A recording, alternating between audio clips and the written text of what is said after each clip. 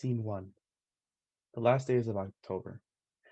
Rabbi Isidore Chemowitz, alone on stage with a small coffin. It is a rough pine box with two wooden pegs, one at the foot and one at the head, holding the lid in place. A prayer shawl embroidered with a Star of David is draped over the lid, and by the head a yarzeit candle is burning. Hello and good morning. I am Rabbi Isidore Chemowitz of the Bronx Home for Aged Healers.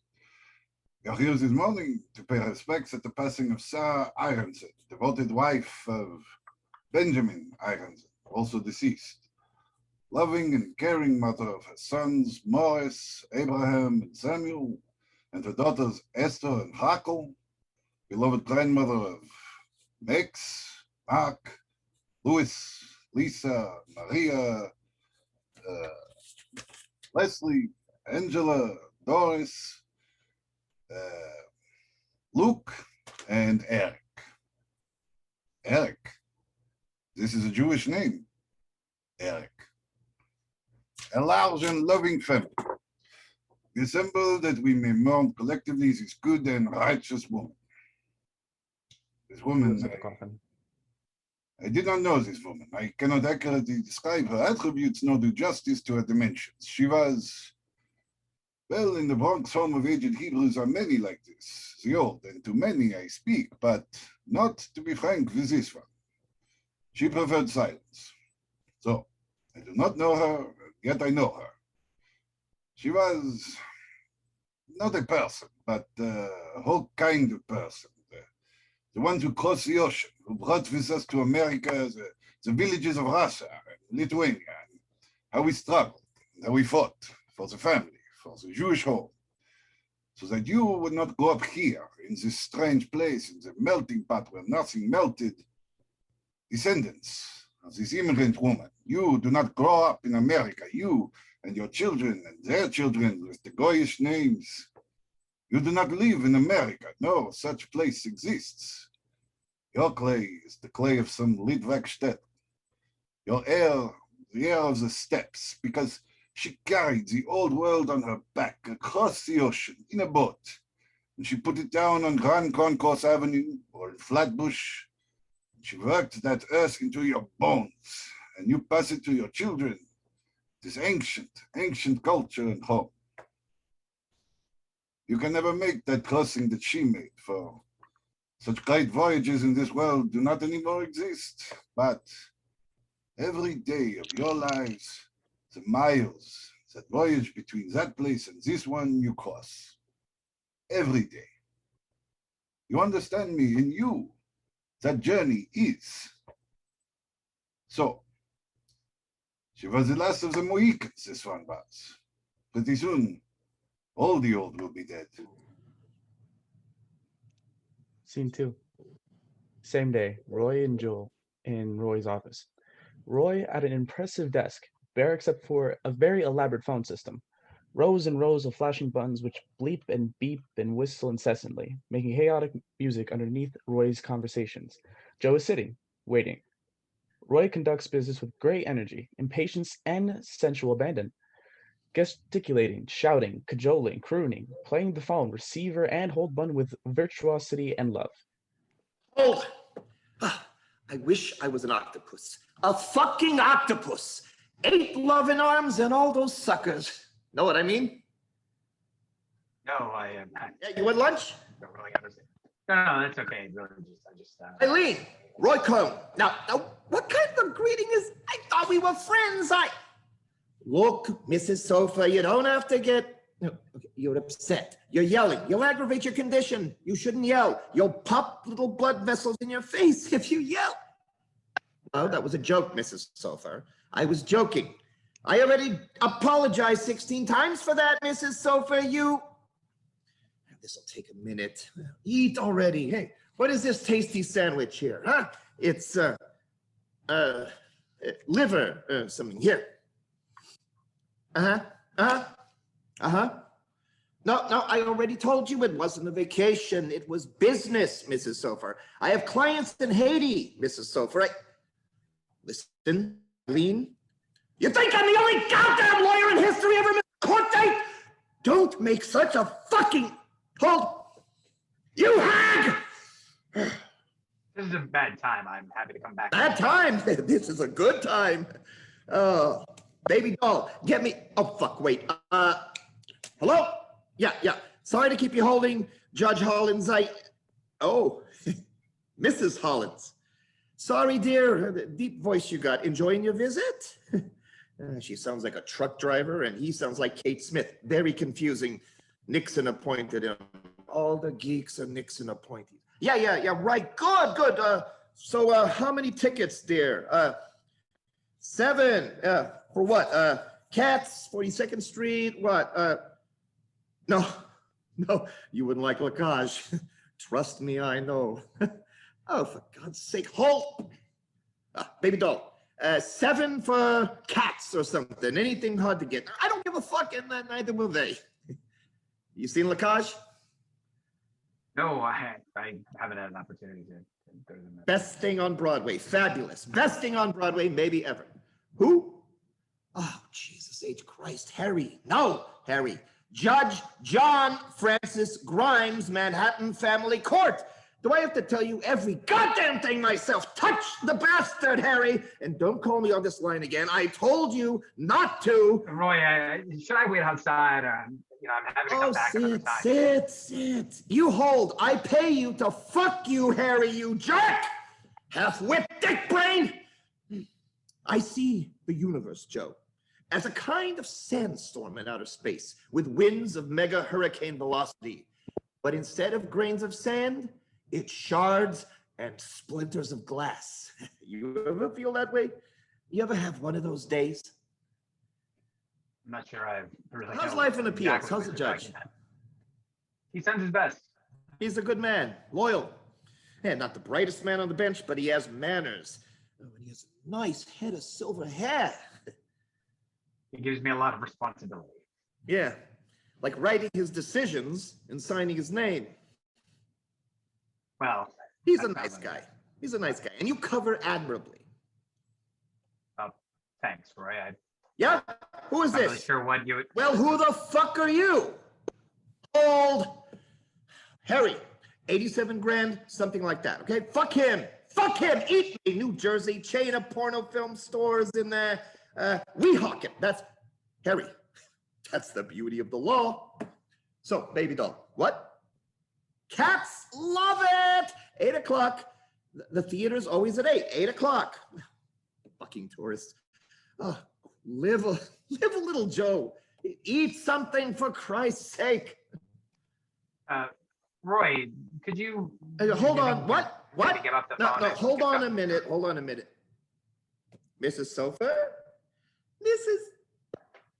God fucking damn it, the hell there is! Roy, I'd really appreciate it if maybe you could Well, hang she up was the here phone a minute and we ago, could have a baby conversation. doll. See if she... Jesus! Fuck this goddamn... I really wish you wouldn't use the baby Lord's name in doll, vain. bring the post. Give me Susie. See if... Christ! Roy, Hold. What? could you please not take the Lord's name in vain?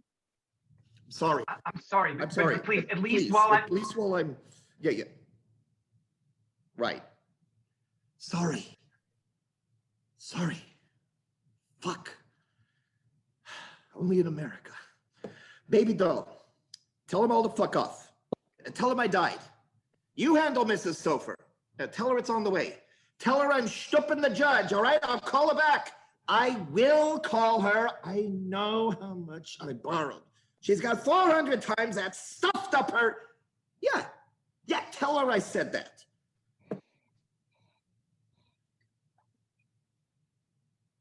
So, Joe.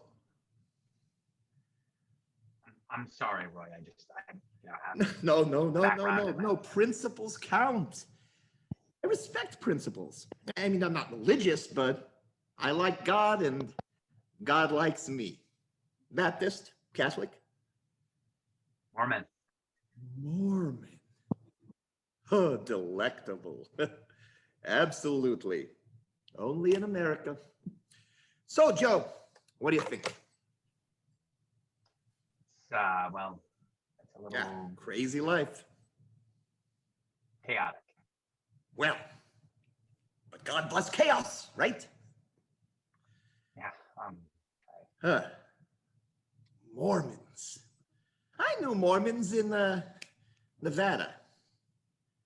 Utah, mostly. No, these Mormons are in Las Vegas. So,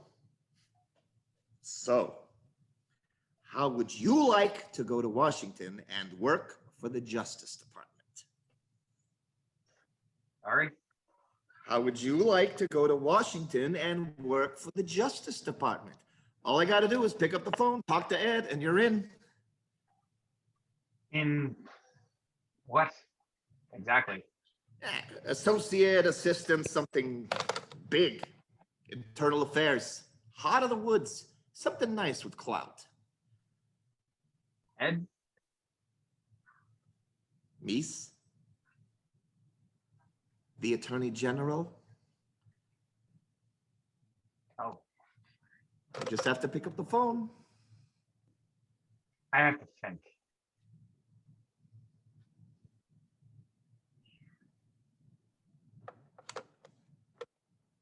Of course.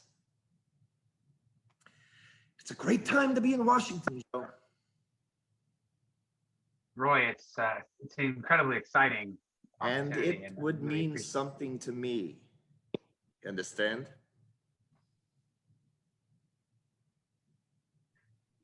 I can't say how much I appreciate this, Roy. I'm sort of stunned. I mean, thanks, Roy, but I have to give it some thought. I have to ask my wife. Ah! Your wife. Of course. But I really appreciate the offer. Of course. Talk to your wife. Scene 3. Later that day, Harper at home alone. She is listening to the radio and talks to herself, as she often does. She speaks to the audience.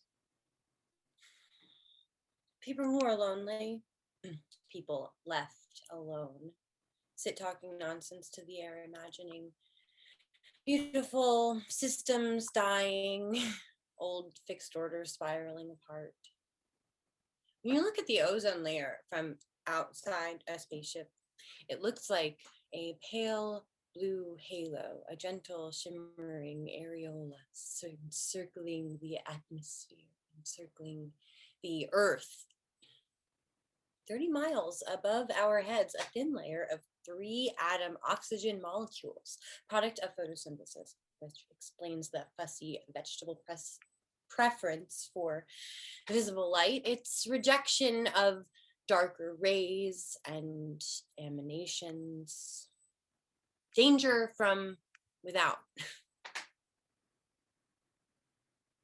Kind of a gift from God, a crowning touch to the creation of the world.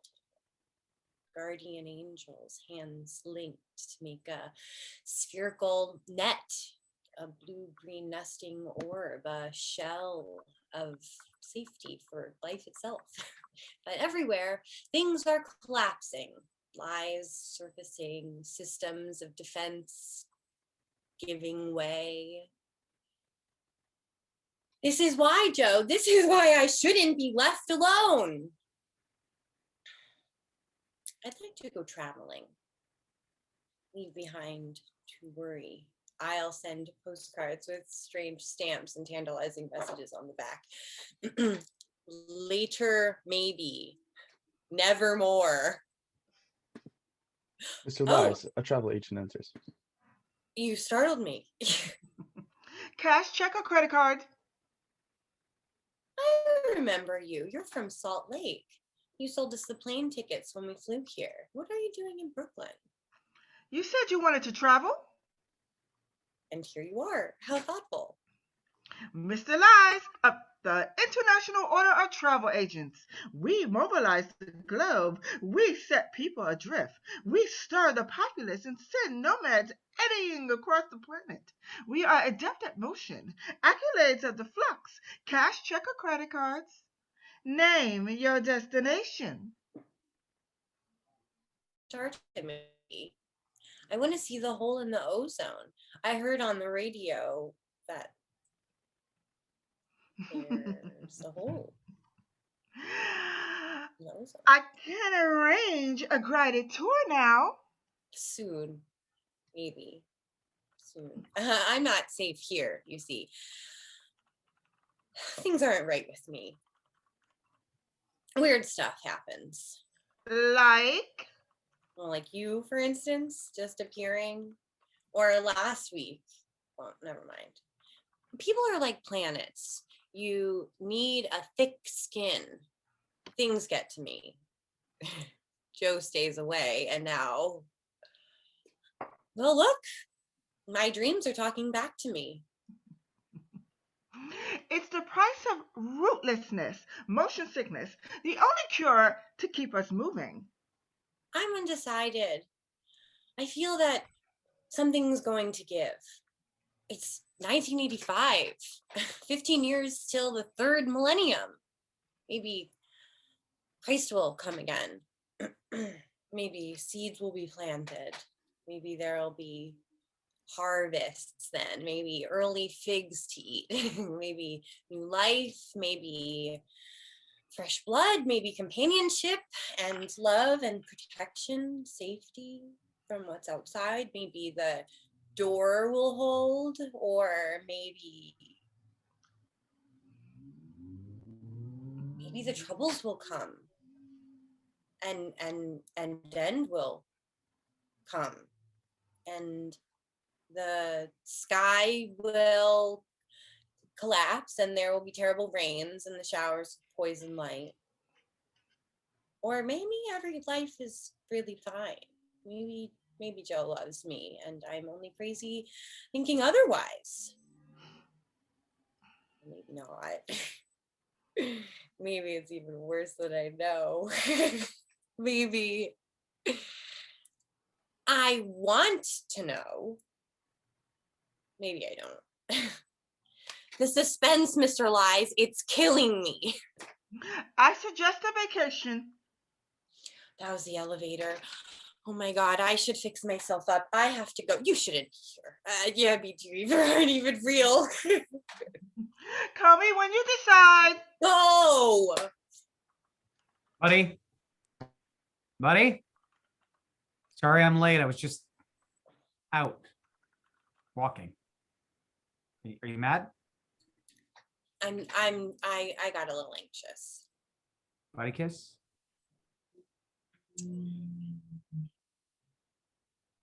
Nothing to get anxious about.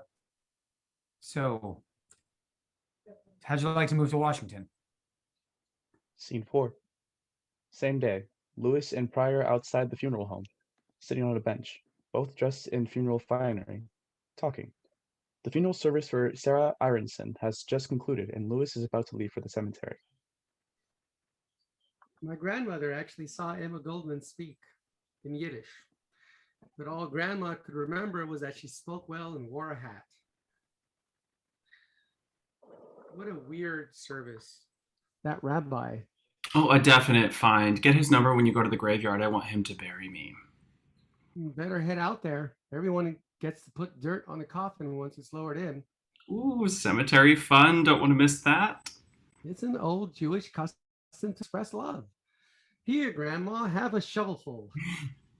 The latecomers run the risk of finding the grave completely filled. She was pretty crazy. She was up there in that home for 10 years talking to herself. I never visited. She looked too much like my mother. Oh, poor Lewis. I'm sorry your grandma's dead. Tiny little coffin, huh? Sorry, I didn't introduce you to. I always get so closety at these kind of things. You get Butch. Hi, cousin Doris. You don't remember me? I'm Lou, Rachel's boy. Lou, not Lewis, because if you say the Lewis, they'll hear the silken S. I don't have a.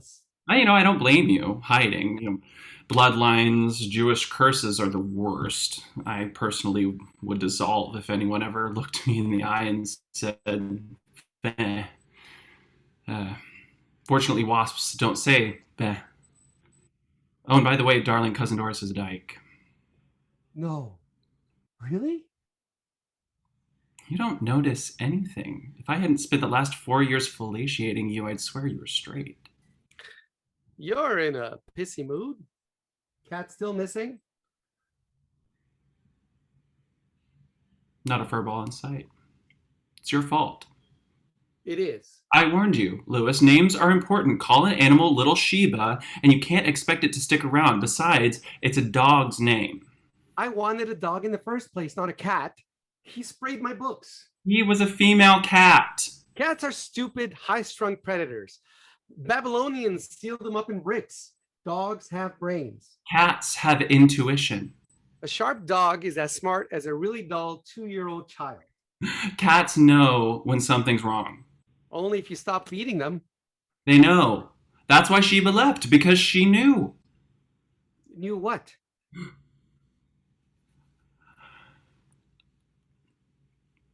I did my best, Shirley Booth, this morning. Floppy slippers, housecoat curlers, can of little friskies. You know, come back, little Sheba, come back. To no avail. Le chat, elle reviendra jamais, jamais.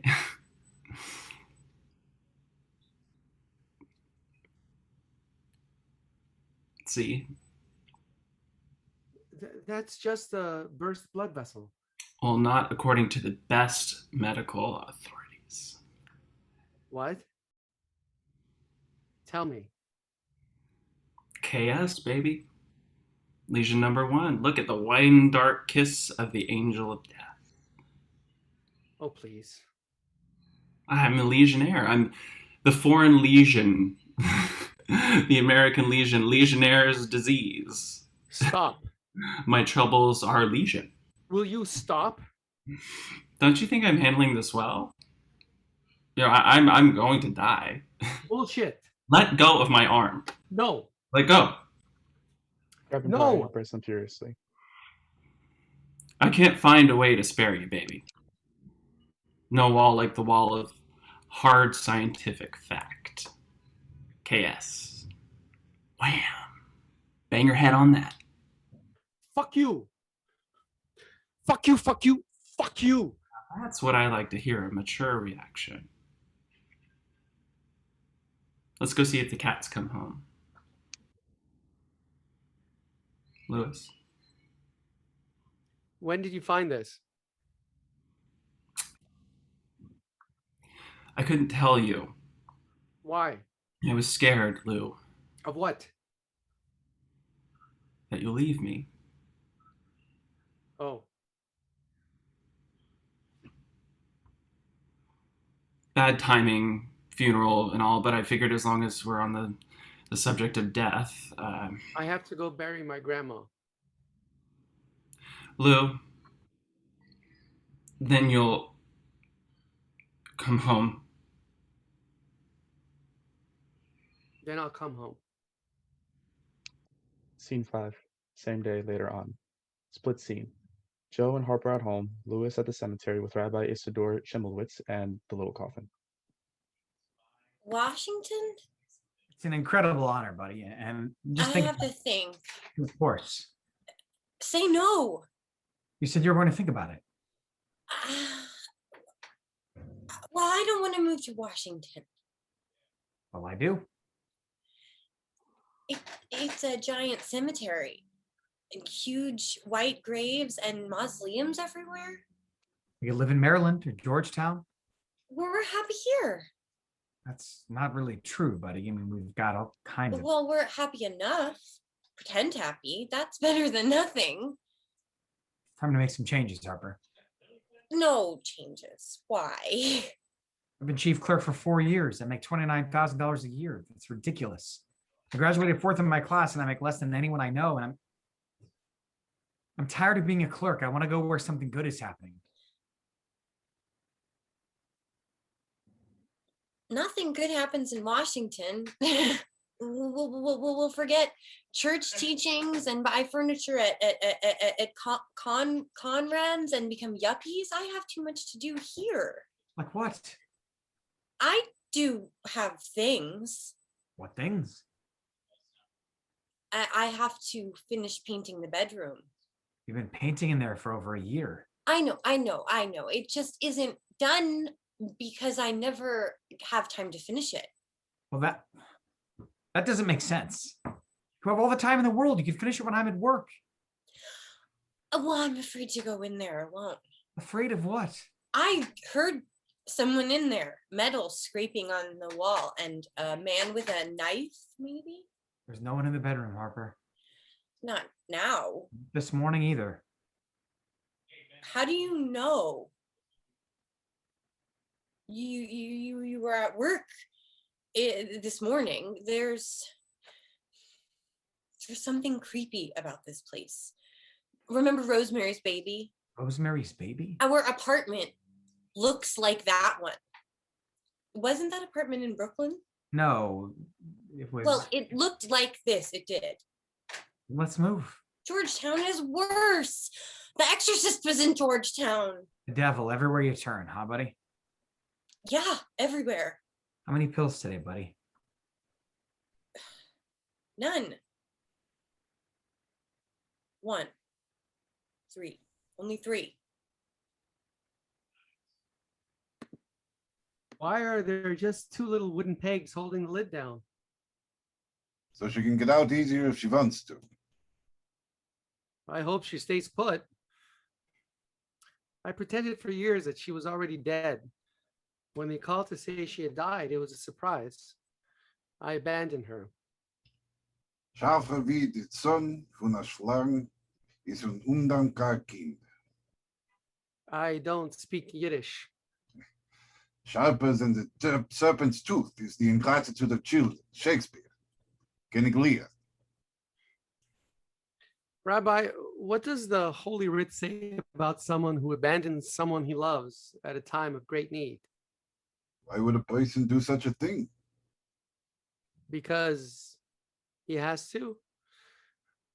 Maybe because this person's sense of the world, that it will change for the better with struggle. Maybe a person who has this neo-Hegelian sense of progress towards happiness or perfection or something, who feels very powerful because he feels connected to these forces moving uphill all the time. Maybe that person can't incorporate sickness into his sense of how things are supposed to go. Maybe vomit and sores and disease really frighten him. Maybe he isn't so good with death. Holy scriptures have nothing to say about such a person. Rabbi, I'm afraid of the crimes I may commit. Oh, please, mister. I'm a sick old rabbi facing a long drive home to the Bronx. You want to confess? Better you should find a priest. But I'm not a Catholic, I'm a Jew. Worse luck for you, Bubbler. Catholics believe in forgiveness. Jews believe in guilt. Just make sure those pegs are in good and tight. Don't worry, mister. The life she had, she'll stay put. She's better off. Look, I know this is scary for you, but try to understand what it means to me. Will you try? Yes. Good. Really try. I think things are starting to change in the world. But I don't want. Wait, for the good. Change for the good. America has rediscovered itself. It's sacred position among nations, and people aren't ashamed of that like they used to be. This is a great thing. The truth restored, law restored. That's what President Reagan's done, Harper. He says truth exists and can be spoken proudly, and the country responds to him. We become better, more good. I need to be a part of that. I need something big to lift me up. I mean, 6 years ago, the world seemed in decline, horrible, hopeless, full of unsolvable problems and crime and confusion and hunger and. But it still seems that way, more than now before. They say the ozone layer is. Harper. And today out the window on Atlantic Avenue, there was a schizophrenic traffic cop who was making these. Stop it. I'm trying to make a point. So am I. You weren't even making sense. You just. My point is, the world just It only seems seems as- that way to you because you never go out in the world, Harper, and you have emotional problems. I do so get out in the world. You don't. You stay in all day fretting about imaginary people in the. I bedroom. get out. I do. You don't know what I do. You don't stay in all day? No, Well, yes, you do. that's what you think. Where do you go? Where do you go when you walk? And I do not have emotional problems. I'm sorry. And if I do have emotional problems, it's from living with you. Or I'm sorry, buddy. I didn't mean to make you. or if feel- you do think I do, then you should never have married me. you have all these secrets and I lies. want to be married to you, Harper. You shouldn't. You never should. Hey, buddy. Hey, buddy. Buddy kiss. I heard on the radio how to give a good blowjob. What? You want to try? You really shouldn't listen to stuff like that. Mormons can give blowjobs. Harper. Joe. It was a little Jewish lady with a German accent. This is a good time for me to make a baby. Then they went on a program about holes in the ozone layer over Antarctica. Skin burns, birds go blind, icebergs melt. The world's coming to an end. Scene 6. First week of November. In the men's room of the offices of the Brooklyn Federal Court of Appeals. Lewis is crying over the sink. Joe enters. Oh, morning. Good morning, counselor. Sorry, I don't know your name. Don't bother. Word processor. The lowest of the low. Joe Pitt. I'm with Justice Wilson. Oh, I'm Counselor Pitt, chief clerk. Are you okay? Oh, yeah. Thanks. What a nice man. Not so nice. What? Not so nice. Nothing. You sure you're doing okay? You're gonna be all right? Life sucks shit. Life just sucks shit.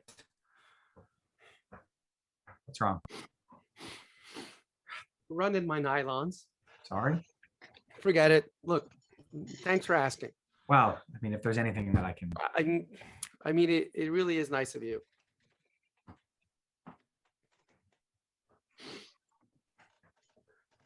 Sorry. Sick friend. Oh, I'm sorry. Yeah. Well, that's sweet. 3 of your colleagues have preceded you to this baleful sight, and you're the first one to ask. The others just opened the door, saw me, and fled. I hope they had to pee real bad. They just didn't want to intrude. Reaganite, heartless, macho, asshole lawyers. Oh, that's unfair. What is? Heartless, macho, Reaganite, lawyer? I voted for Reagan You did? twice. Twice. Well, oh boy, a gay Republican. Excuse me? Nothing. Not. Forget it. Republican? Not Republican? Or What? what? Not gay. I'm not gay. Oh, sorry. It's just, Yes? well, sometimes you can tell from the way a person sounds that, I mean, you sound like a No, I don't. Like what? Republican. Little pause. Joe knows he's being teased. Lewis knows he knows. Joe decides to be a little brave. Do I? Do I sound like a. What?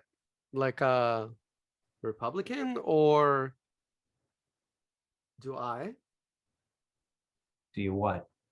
sound like I'm confused. yes. My name is Louis, but all my friends call me Louise. I work in word processing. Thanks for the toilet paper. Lewis offers Joe his hand. Joe reaches, Lewis faints and pegs Cho on the cheek, then exits. Scene 7.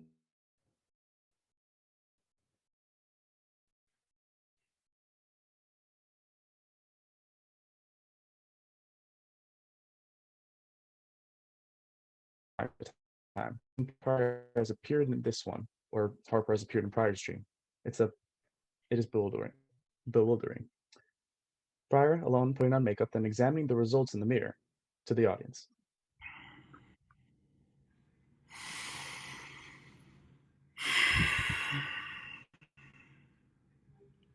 I'm ready for my close-up, Mr. DeMille.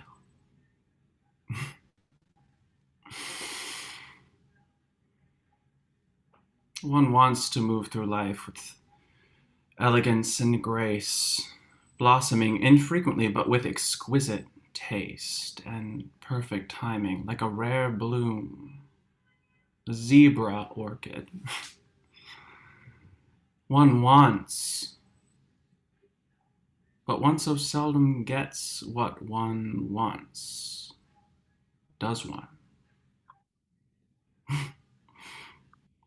No. One does not. One gets fucked over. One dies at 30, robbed of decades of majesty.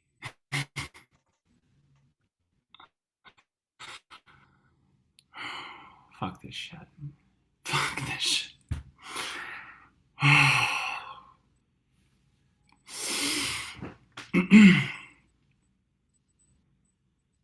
I look like a corpse.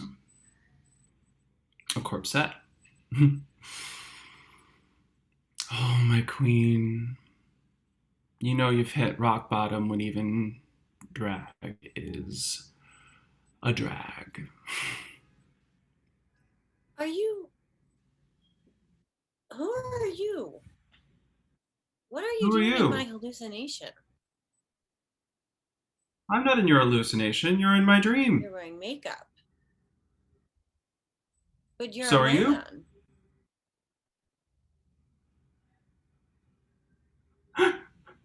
Ah!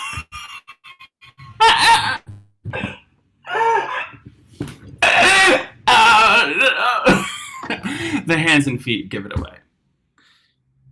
There must be some mistake here. I don't recognize you. You're not. Are you some sort of an imaginary friend? No. Aren't you too old to have imaginary friends? I have emotional problems. I took too many pills. Why are you wearing makeup? I was in the process of applying the face, trying to make myself feel better. I swiped the new fall colors at the Clinique counter at Macy's. You stole those? I was out of cash. It was an emotional emergency. Joe will be so angry. I promised him no more pills. These pills you keep alluding to. Valium. I take Valium. Lots of Valium. And you're dancing as fast as you can. I'm not addicted. I don't believe in addiction. And I never drink. And I never take drugs. Well, smell you, Nancy Drew. Except Valium. Except Valium and wee fistfuls. It's terrible. Mormons are not supposed to be addicted to anything. I'm a Mormon. I'm a homosexual. Oh. In my church, we don't believe in homosexuals. In my church, we don't believe in Mormons. What church do you... Oh. I get it. I don't understand this. If I didn't ever see you before, and I don't think I did, then I don't think you should be here in this hallucination. Because in my experience, the mind, which is where hallucinations come from, shouldn't be able to make up anything that wasn't there to start with. that didn't enter from experience from the real world. Imagination can't create anything new, can it? It only recycles bits and pieces of the world and reassembles them into visions. Am I making sense right now? Well, given the circumstances, yes. So when we think we've escaped the unbearable ordinariness and, well, untruthfulness of our lives, it's really only the same ordinariness and falseness rearranging into the appearance of novelty and truth.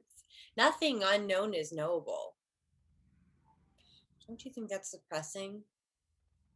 The limitations of the imagination. Yes. Well, it's something you learn after your second theme party. It's all been done before. The world, finite, terribly, well, this is the most depressing hallucination I've ever had. Apologies, I do try to be amusing. Oh, well, don't apologize. I can't expect someone who's really sick to entertain me. How on earth did you know that? Oh, that happens. The very threshold of revelation sometimes. You can't see things. How sick you are. Do you see anything about me? Yes. What? You are amazingly unhappy. Big deal. You met a Valium addict and you figure out she's unhappy? That doesn't count. Of course something else. Something surprising. Something surprising. Yes. Your husband's a homo. Oh. Ridiculous. Really? Threshold of revelation. Well, I don't like your revelations. I don't think you intuit well at all. Joe's a very normal man.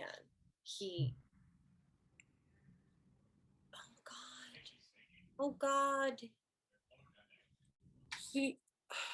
Do homos take like lots of long walks? Yes, we do, in stretch pants with lavender quaffs. I just looked at you and there was Sort of blue streak of recognition? Yes. Like you knew me incredibly well. Yes. Yes. Huh. I have to go now, get back. Something just fell apart. Oh God. I feel so sad.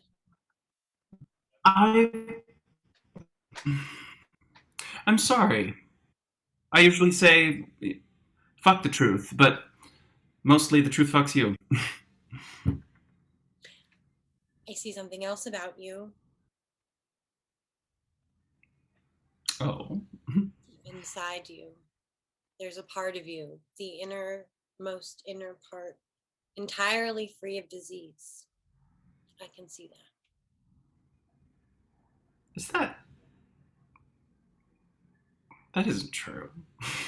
Threshold of revelation. Home. People come and go so quickly here.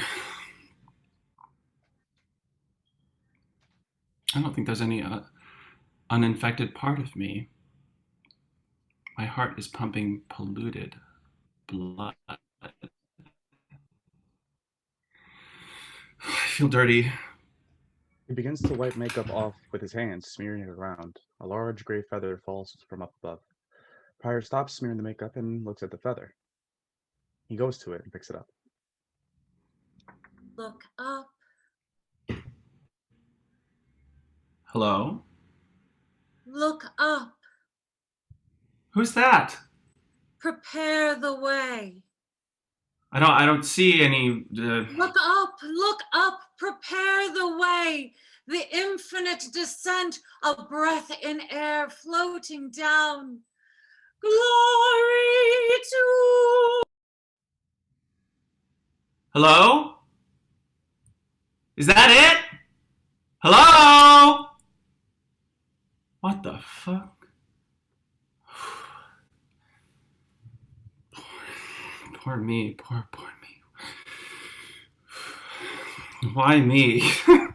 Why poor me? Oh God, I don't feel good right now. I really don't.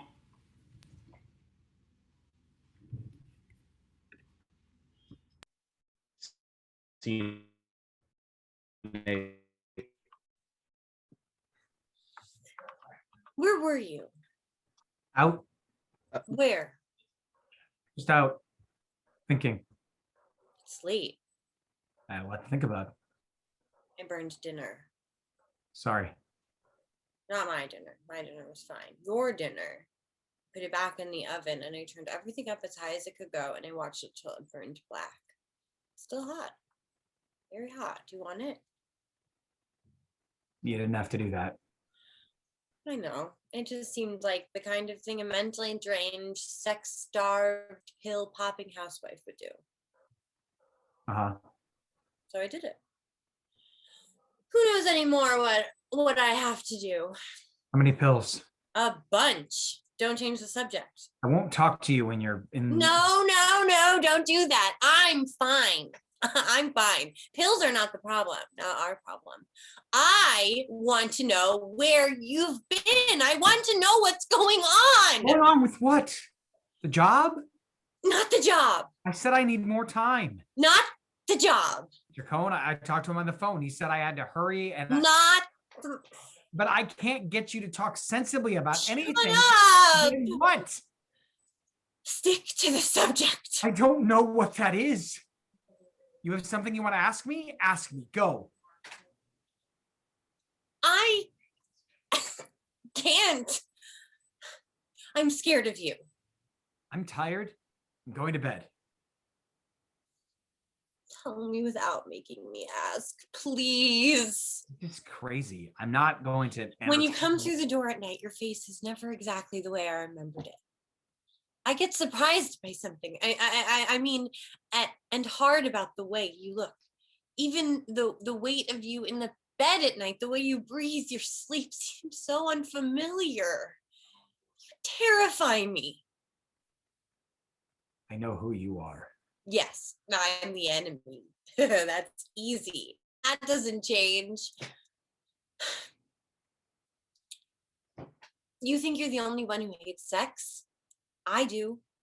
I hate it with you. I do.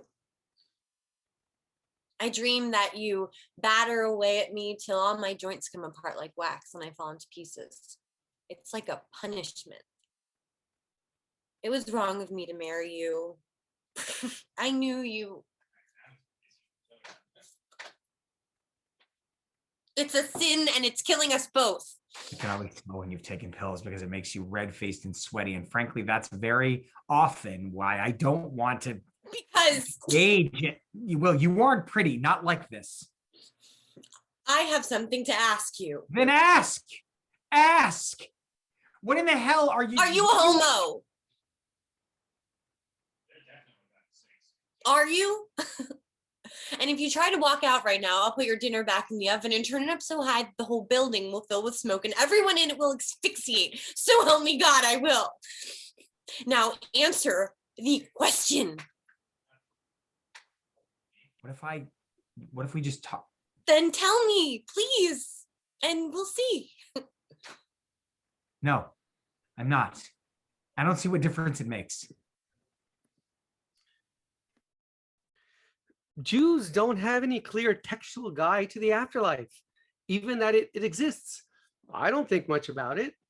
I see it as a perpetual rainy Thursday afternoon in March. Dead leaves. Ugh, it's very Greco-Roman. Well, for us, it's not the verdict that counts, it's the act of judgment. And that's why I could never be a lawyer. In court, all that matters is the verdict. You could never be a lawyer because you are oversexed. You're too distracted. Not distracted, abstracted. I'm trying to make a point. Namely? It's the judge in his or her chambers, weighing, books open, pondering the evidence, ranging freely over categories, good, evil, innocent, guilty. The judge in the chamber of circumspection, not the judge on the bench with the gavel, the shaping of the law, not its execution. Point, dear, the point That is... there should be the questions in the shape of a life. It's total complexity gathered, arranged, and considered, which matters in the end, not some stamp of salvation or damnation, which disperses all the complexity in some unsatisfying little decision, the balancing of the scales. I like this. Very zen. It's reassuringly incomprehensible and useless. We who are about to die, thank you. You are not about to die. Doing really well, really. 2 new lesions. My leg hurts. There's protein in my urine, the doctor says, but who knows what the fuck that pretends. Anyway, it shouldn't be there, the protein. My butt is chapped from the diarrhea, and yesterday I shat blood. I really hate this. You don't tell me. You get too upset. I wind up comforting you. It's easier. Oh, thanks. Well, it's bad if I tell. If it's bad, I'll tell you. Shitting blood sounds bad to me. I'm telling you. And I'm handling it. Tell me some more about justice. I am handling it. Well, Lewis, you win Trooper of the Month.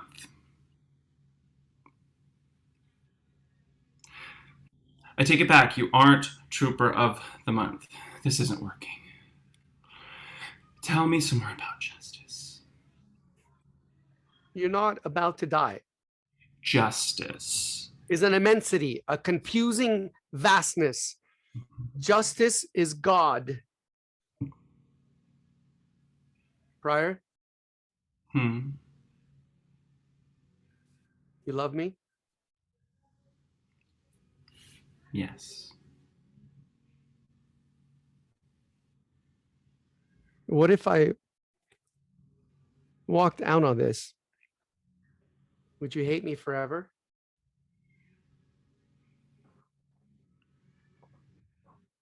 Yes. I think we ought to pray. Ask God for help. Ask him together. God won't talk to me. I have to make up people to talk to me. You have to keep asking. I forgot the question. Oh yeah. God is my husband. Stop it. Stop it. I'm warning you. Does it make any difference that I might be one thing deep within, no matter how wrong or ugly that thing is, so long as I have fought with everything I have to kill it? What do you want from me? What do you want from me, Harper? More than that? For God's sake, there's nothing left. I'm a shell. There's nothing left to kill. As long as my behavior is what I know it has to be, decent, correct, that alone in the eyes of God. No, not that. That's you talk, Mormon talk. I hate it, Joe. Tell me, say it. All I will say is that I'm a very good man who has worked very hard to become good. And if you wanted to destroy that, you wanted to destroy me. But I'm not going to let you do that.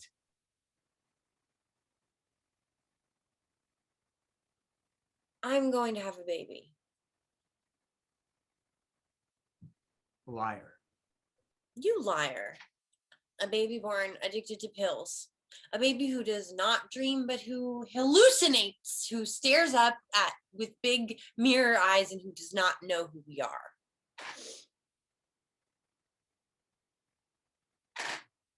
Are you really going to have a baby? No. Yes. No.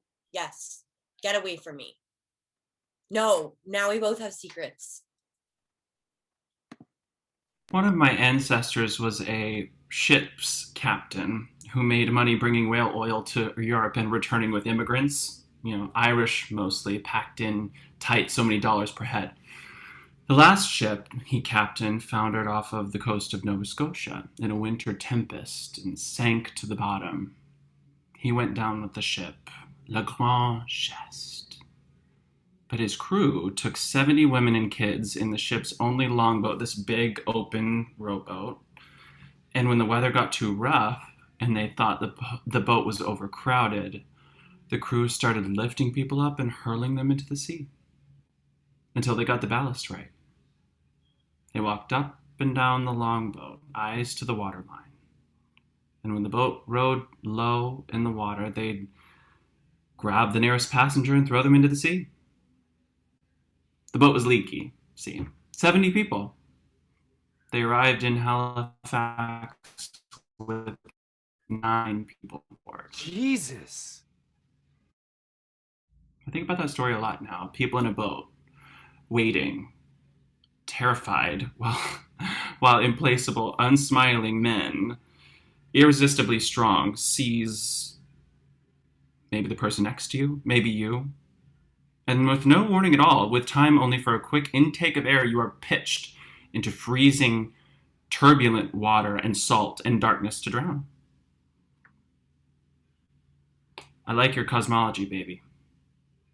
While time is running out, I find myself drawn to anything that's suspended, that lacks an ending. But it seems to me that it lets you off scot-free. What do you mean? No judgment, no guilt or responsibility For me? for anyone. It was an editorial you. Please get better. Please. Please don't get any sicker. Scene 9. Third week in November. Roy and Henry, his doctor, in Henry's office. Nobody knows what causes it. Nobody knows how to cure it. Best theory is that we blame a retrovirus, the human immunodeficiency virus. Its presence is made known to us by the useless antibodies which appear in reaction to its entrance into the bloodstream through a cut or an orifice. The antibodies are powerless to protect the body against it. Why? We don't know. The body's immune system ceases to function. Sometimes the body even attacks itself. At any rate, it's left open to a whole horror house of infections from microbes which it usually defends against, like Kaposi sarcomas, these legions, or your throat problem, or the glands. We think it may also be able to slip past the blood-brain barrier into the brain, which, of course, very bad news. And it's fatal, and we don't know what % of people with suppressed immune responses.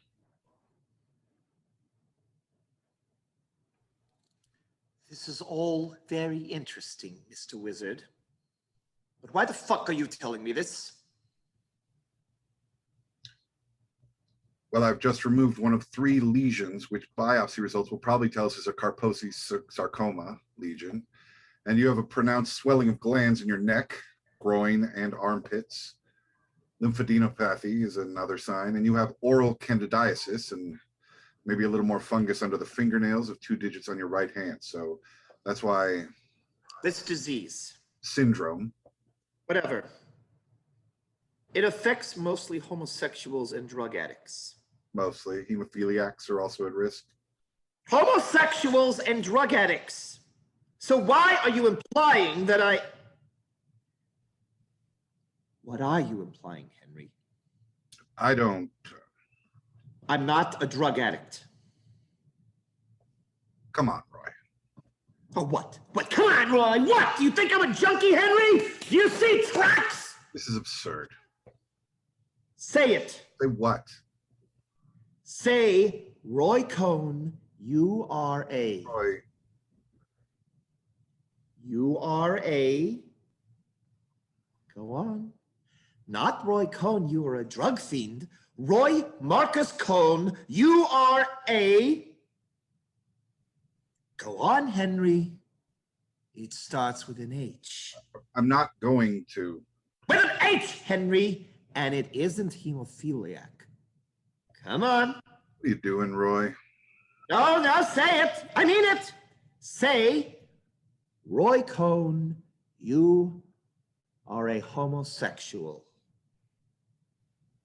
And I will proceed systematically to destroy your reputation and your practice and your career in New York State, Henry, which you know I can do. Roy, you've been seeing me since 1958. Apart from the facelifts, I've treated you for everything from syphilis... From a whore in Dallas. Syphilis to venereal warts in your rectum, which you may have gotten from a whore in Dallas, but it wasn't a female whore. So say it. Roy Cohn, you have had sex with men many, many times, Roy, and one of them, or any number of them, has made you very sick. You have AIDS. AIDS.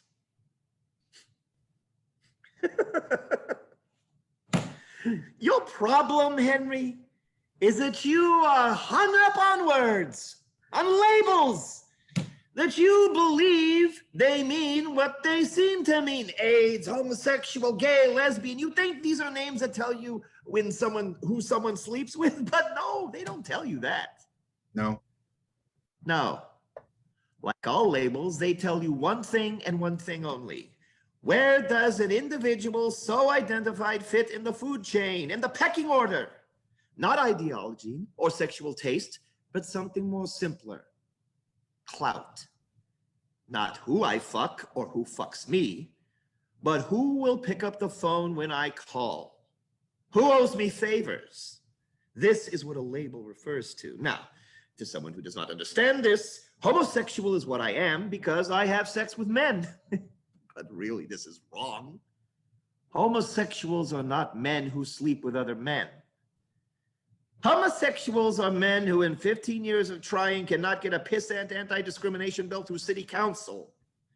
Homosexuals are men who know nobody and who nobody knows, who have zero clout.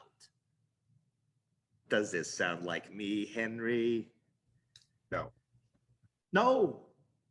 I have clout. A lot. And I can pick up this phone, punch 15 numbers, and you know who will be on the other end in under 5 minutes, Henry? The president. Even better, Henry. His wife. I'm impressed. I don't want you to be impressed. I want you to understand. This is not sophistry, and this is not hypocrisy. This is reality. I have sex with men. But unlike nearly every other man of whom this is true, I bring the guy I'm screwing to the White House, and President Reagan smiles at us and shakes his hand. Because what I am is defined entirely by who I am. Roy Cohn is not a homosexual. Roy Cohn is a heterosexual man, Henry, who fucks around with guys. Okay, Roy. And what is my diagnosis, Henry? You have AIDS, Roy. No, Henry. AIDS is what homosexuals have. I have liver cancer. Well, whatever the fuck you have, Roy, it's very serious. And I haven't got a damn thing for you. The NIH in Bethesda has a new drug called AZT with a 2-year waiting list that not even I can get you onto. So get on the phone, Roy, and dial the 15 numbers and tell the First Lady you need in on an experimental treatment for liver cancer, because you can call it any damn thing you want, Roy, but what it boils down to is very bad news. Act 2, in vitro. Scene 1. The night, the 3rd week in December. Pryor alone on the floor of his bedroom. He is much worse. Louis, please wake up. Oh God, I think something is horrible is wrong with me. I can't breathe. I'm calling the ambulance. No, wait. I don't. Wait! Are you fucking crazy? Oh God, you're on fire. Your head is on fire. It hurt. I'm calling the ambulance. I don't want to go to the hospital. Please just let me lie here. No, God. Pryor, stand up. Don't touch my leg. We have to. Oh God, this is so crazy. I'll be okay if I just lie here, Lou, really. If I can only just sleep a little. Louis? No, don't call. You'll send me there and I won't come back. Please, Louis, I beg you. Baby, please. Louis! Will you shut the fuck up? I have to go to the bathroom. Wait, just oh God.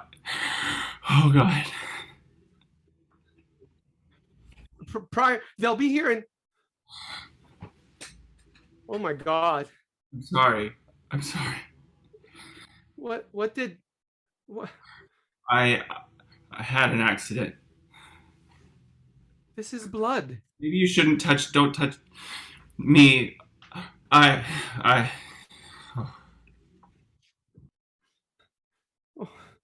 Help, oh, help, oh, oh God, oh God, God, help me. I can't. I can't. Scene 2. Same night. Harper is sitting at home, all alone with no lights on. We can barely see her. Joe enters, but he doesn't turn on the lights. Why are you sitting in the dark? Turn on the light. No! I heard the sounds in the bedroom again. I know someone was in there.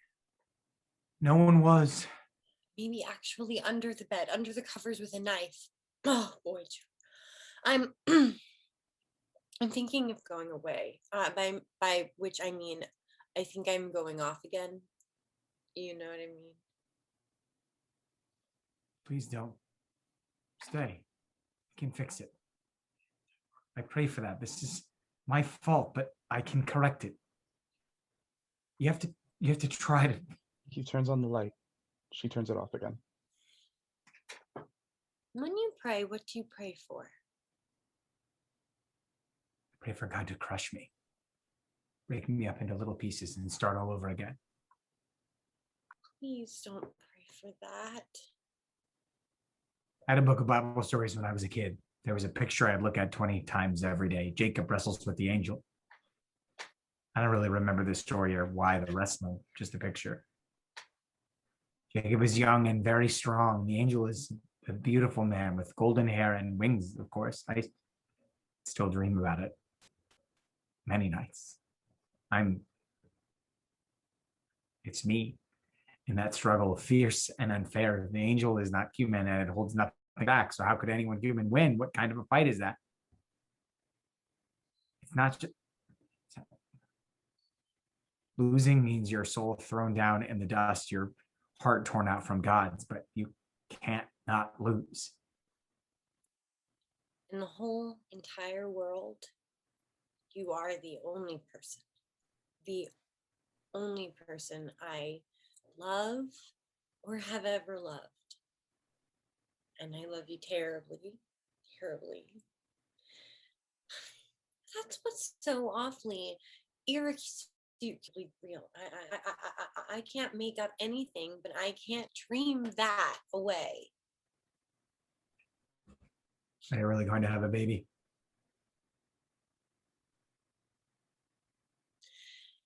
It's my time and there's no blood. I don't really know.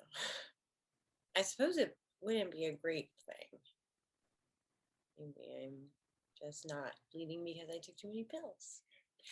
Maybe I'll give birth to a pill. That would give me meaning to pill popping. I think you should go to Washington alone. Change, like you said.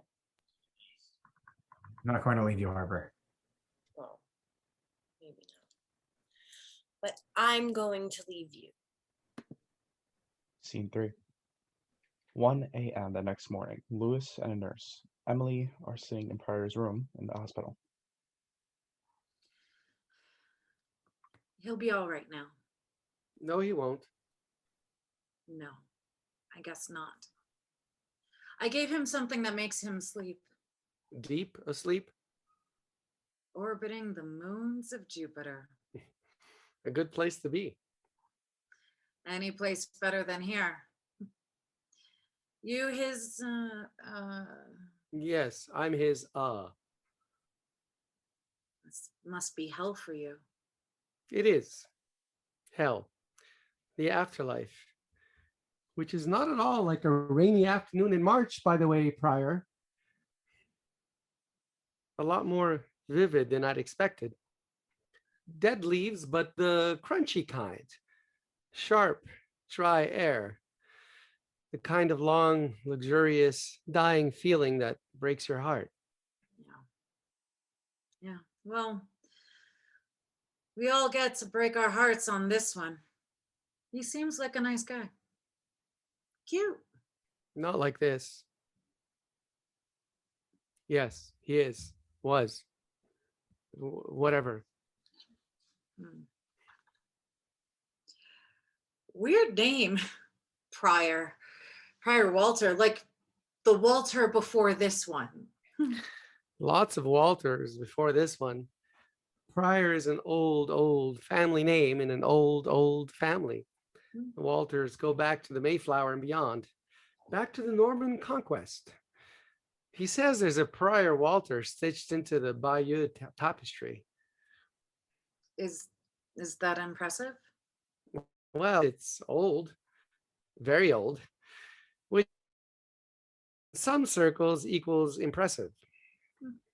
Not in my circle. What's the name of the The tapestry? Bayeux tapestry, embroidered by La Reine Mathilde. Yeah. I'll tell my mother. She embroiders. Drives me nuts.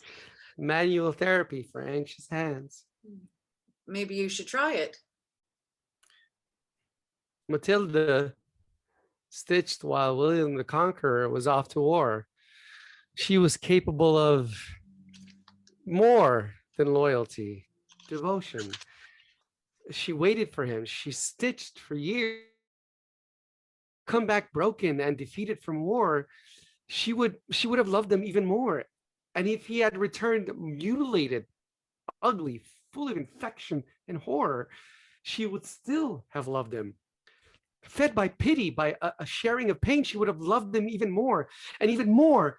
She would never have prayed to God, please let him die if he can't return to me whole and healthy and able to live a normal life.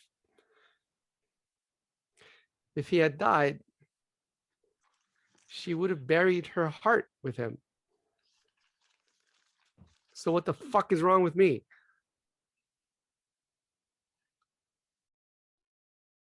Will he sleep through the night? At least. I'm going. It's 1 a.m.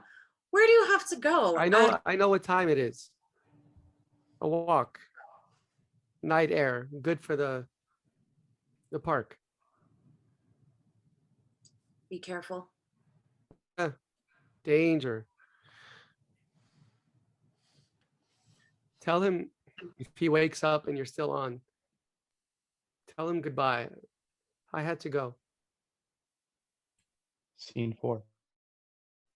An hour later, split scene. Joe and Roy in a fancy bar.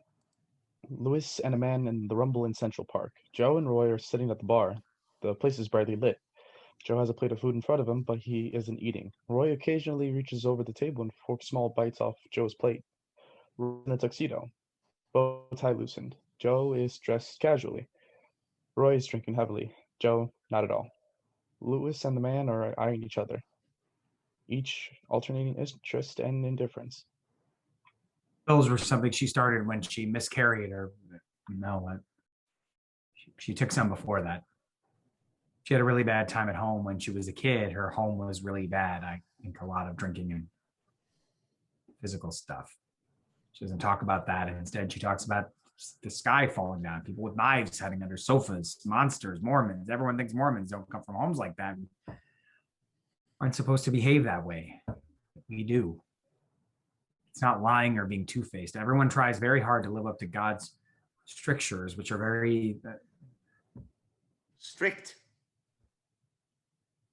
I shouldn't be bothering you with this. No, please. Heart to heart. One another, what is it? Seltzer? The failure to measure up hits people very hard. From such a strong desire to be good, they feel very far from goodness when they fail. What scares me is that maybe what I really love in her is the part of her that's farthest from the light, from God's love. Maybe I was drawn to that in the first place, and I'm keeping it alive because I need it. Why would you need it? There are things, I don't know how well we know ourselves. I mean, I know I married her because I loved it that she was always wrong, always doing something wrong, like one step out of step. In Salt Lake City, that stands out. I never stood out on the outside, but inside it was hard for me to pass. Pass? Yeah. Pass is what? Oh, well, as someone cheerful and strong. Those who love God with an open heart, unclouded by secrets and struggles, are cheerful. God's easy, simple love for them shows in how strong and happy they are. The saints. But you had secrets. Secret struggles. I wanted to be one of the elect, one of the blessed. You feel you ought to be that the blemishes are yours by choice, which of course they aren't. But Harper's sorrow, that really deep sorrow, she didn't choose that, but it's there. You didn't put it there. No, You sound like you think you did.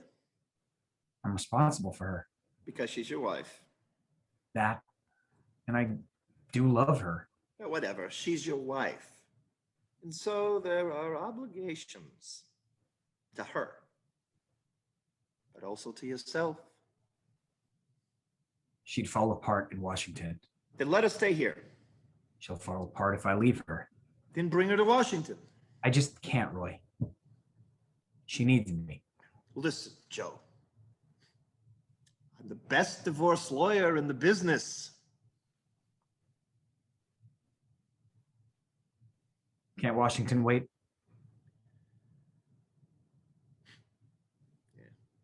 You do what you need to do, Joe. What you need. You. Let her life go where it wants to go. You'll both be better for that. Somebody should get what they want. What do you want? I want you to fuck me, hurt me, make me bleed. I want to. Yeah?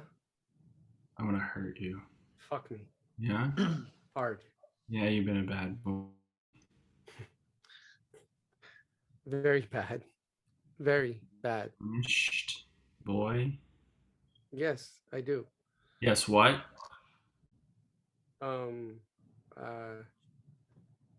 Yes, what, boy? Oh, yes, sir. I want you to take me to your place, boy. No, I can't do that. No, what? No, sir, I can't. I don't live alone, sir. Your lover know you're out with a man tonight, boy?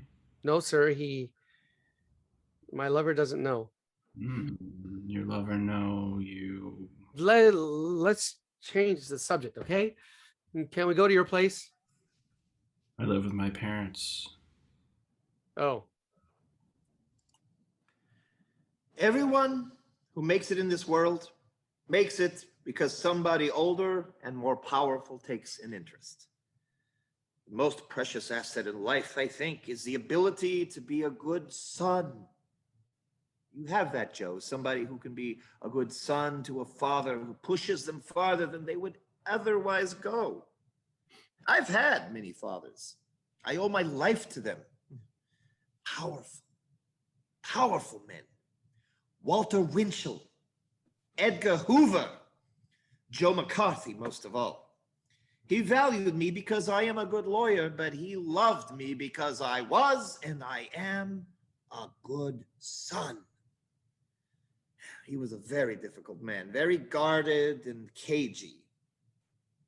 I brought out something tender in him. He would have died for me, and me for him. Does this embarrass you? I had a hard time with my father. Well, sometimes that's the way. Then you have to find other fathers, substitutes, I don't know. The father and son relationship is central to life. Women are for birth, beginning, but the father is continuance. The son offers the father his life as a vessel for carrying forth his father's dream. Your father's living? Dead. He was, a difficult man? He was in the military. He could be very unfair and cold. But he loved you. I don't know. No, Joe. No, he did. I know this. Sometimes a father's love has to be very, very hard, unfair even, cold, to make his son strong. In a world like This isn't a. Here, then. Uh,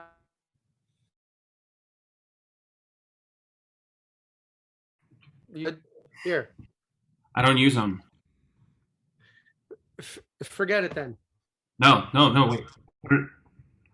Put it on me, boy. Forget it. I have to get back home.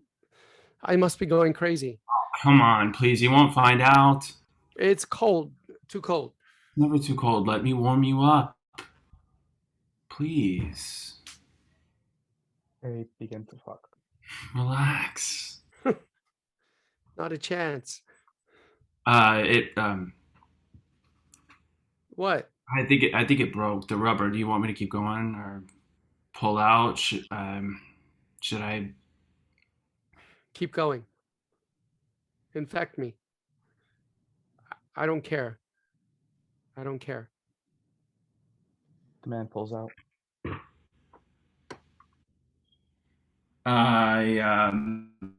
I'm sorry, but I think I'm gonna go. Yeah. Give my best to mom and dad.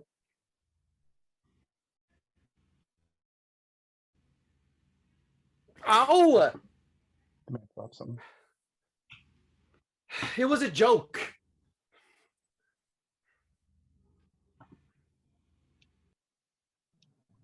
So how long have we known each other?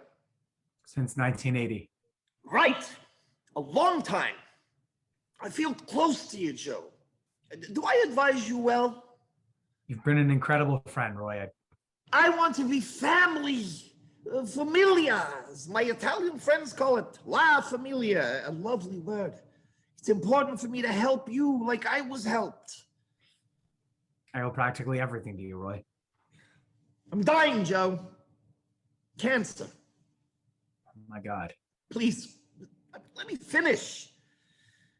Few people know this, and I'm telling you only because I'm not afraid of death. What can death bring that I haven't faced, huh? I've lived. Life is the worst. Joe, you must do this. You must do this. Must. Love, that's a trap. Responsibility, that's a trap too. Like a father to a son, I tell you this. Life is full of horror. Nobody escapes. Nobody save yourself. Whatever pulls on you, whatever needs from you, threatens you. Don't be afraid. Oh, people are so afraid. Don't be afraid to live in the raw wind, naked, alone. Learn at least this, what you are capable of.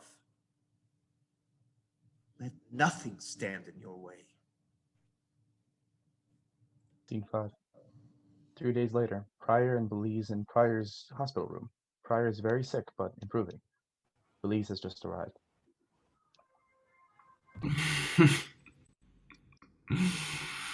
Miss Thing. Ma chérie Bijet. Stella. Stella for star. Let me see. You look like shit. Why, yes, indeed you do. Comme la maid. Merci.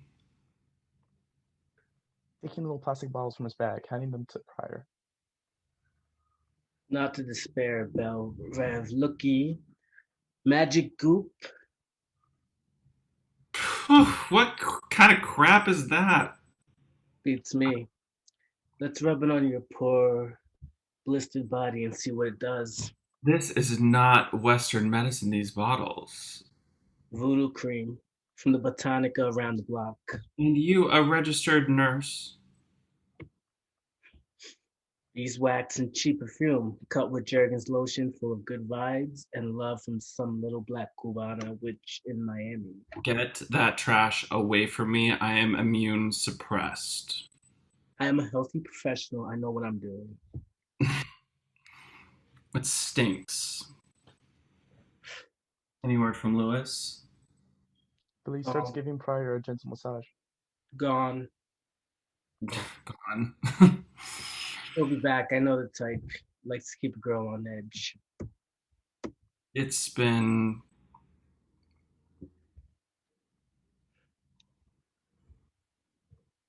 How long? I don't remember. How long have you been here?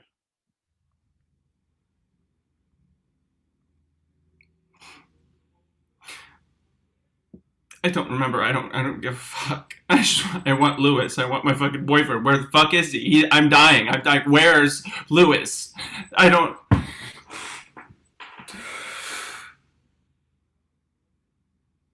This is a very strange drug, this drug. Emotional liability, for starters.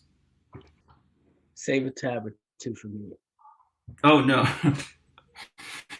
No, not this drug. Ce n'est pas pour la joie, Noël et la bonne idée. This drug, she is serious, poisonous chemistry, ma pauvre bichette. And not just disorienting. I hear things. Voices. Voices? A voice. Saying what? I'm not supposed to tell. You better tell the doctor or I will. No, please don't. I want the voice. It's wonderful. It's all that's keeping me alive. I don't want to talk to some intern about it. You know what happens? When I hear it, I get hard. Oh my. Comme ça. And you know I'm slow to rise. My jaw aches at the memory. And would you deny me this little solace? Betray my concupiscence to Florence Nightingale's stormtroopers? Perish the thought, my baby. They'd change the drug just to spoil the fun. You and your boner can depend on me. Je t'adore, ma belle nègre. All this girl talk shit is politically incorrect, you know. We should have dropped it back when we gave up drag. I'm sick. I get to be politically incorrect if it makes me feel better. You sound like Lou. Well, at least I have the satisfaction of knowing he's in anguish somewhere. I loved his anguish. Watching him stick his head up his asshole and eat his guts over some relatively minor moral conundrum, it was the best show in town. But Mother warned me, if they get overwhelmed by the little things... There'll be belly up Busville when something big comes along. Mother warned me. And they do come along. But I didn't listen. No. Men are beasts. The absolute lowest. I have to go. If I want to spend my whole lone life looking after white people, I can get underpaid to do it. You're just a Christian martyr. Whatever happens, baby, I will be here for you. Je t'aime. Je t'aime. Don't go crazy on me, girlfriend. I already got enough crazy queens for one lifetime. For two, I can't be bothering with dementia. I promise. Ouch. Ouch indeed. Why do they have to pick on you and eat more? Girlfriend, you really do look like shit.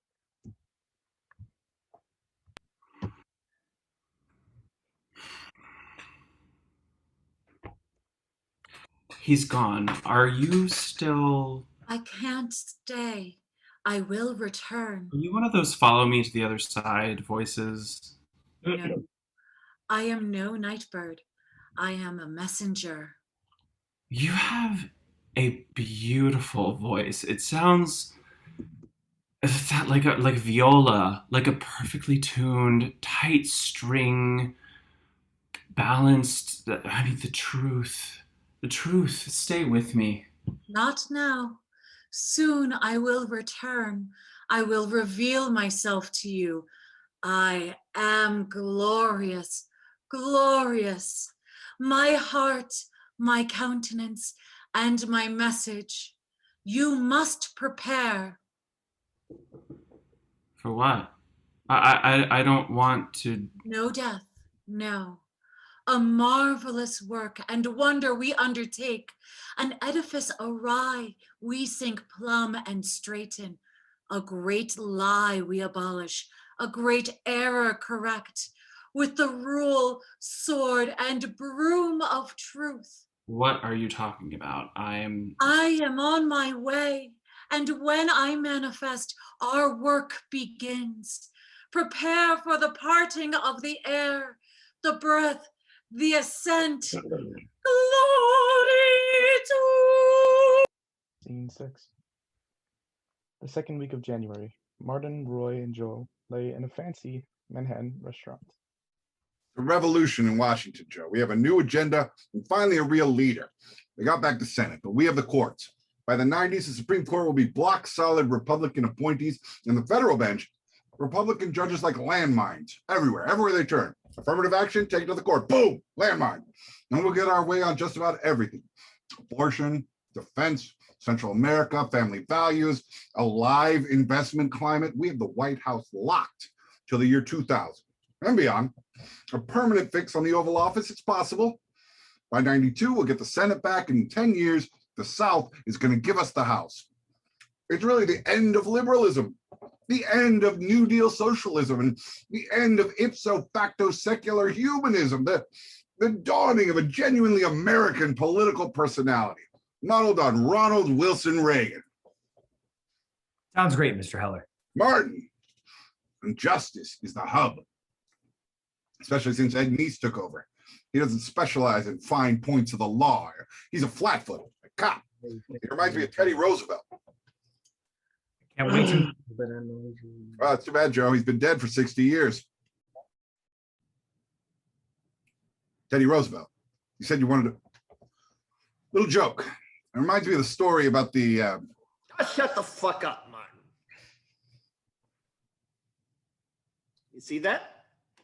Mr. Heller here is one of the mighty, Joseph, in D.C. He sitteth on the right hand of the man who sitteth on the right hand of the man. And yet I can say, shut the fuck up, and he will take no offense. Loyalty. Martini? Yes, Roy. Martin, rub my back. Roy, No, really, Martin, a sore spot. I get them all the time now, these... Rub it for me, darling, would you? Rub it for me, do that for me. Martin rubs the boy's back. They both look at Joe. How do you think a handful of Bolsheviks turned St. Petersburg into Leningrad in one afternoon? Comrades who do for each other. Marx and Engels, Lenin and Trotsky, Joseph Stalin and Franklin Delano Roosevelt. Comrades, right, Martin? This man, Joe, is a saint of the right. I know, Mr. Heller. And you see what I mean, Martin? He's special, right? Don't embarrass him, Roy. Gravity, decency, smarts. His strength is as the strength of 10 because his heart is pure. And he's a Roy boy, 100%. We're on the move, Joe, on the move. Mr. Heller, We can't wait any longer for an answer.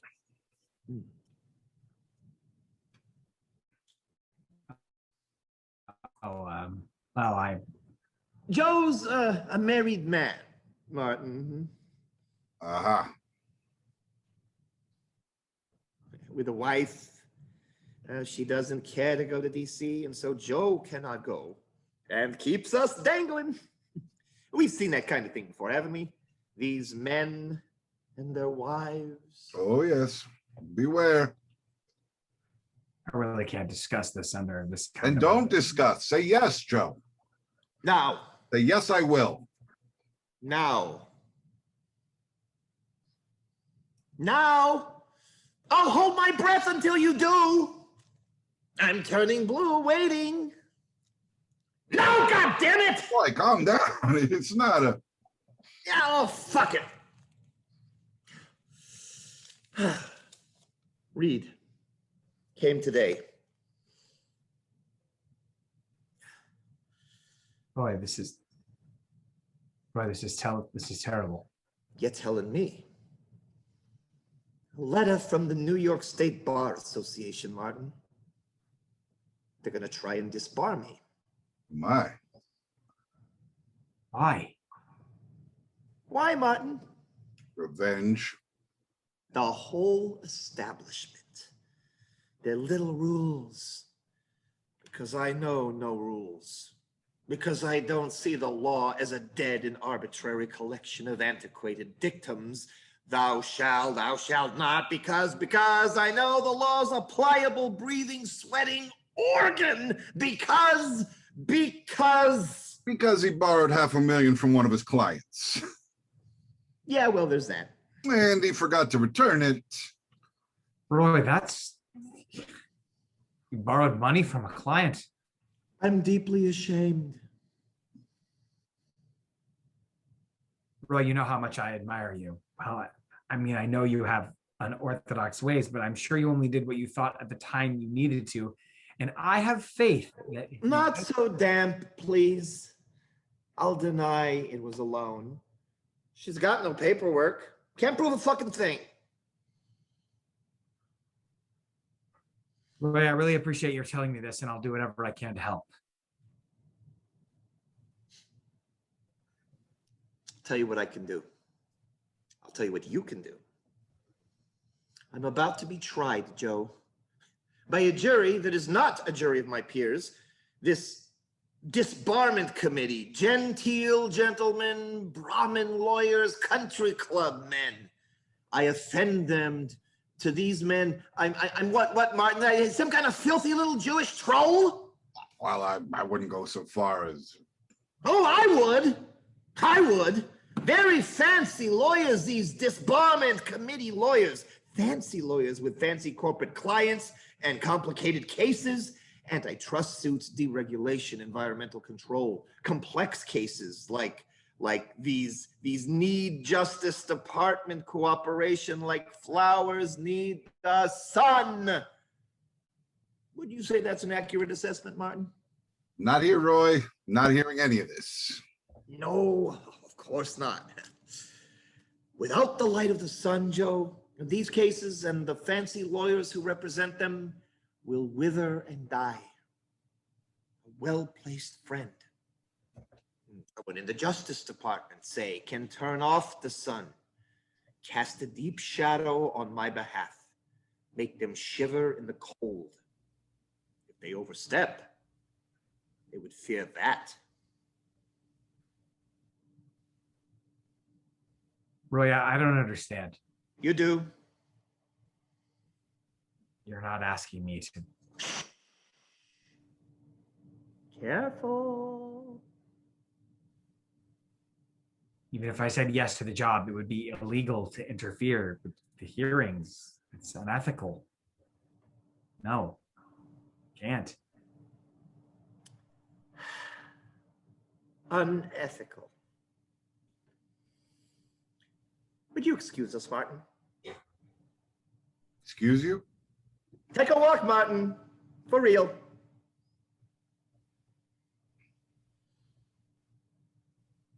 Unethical.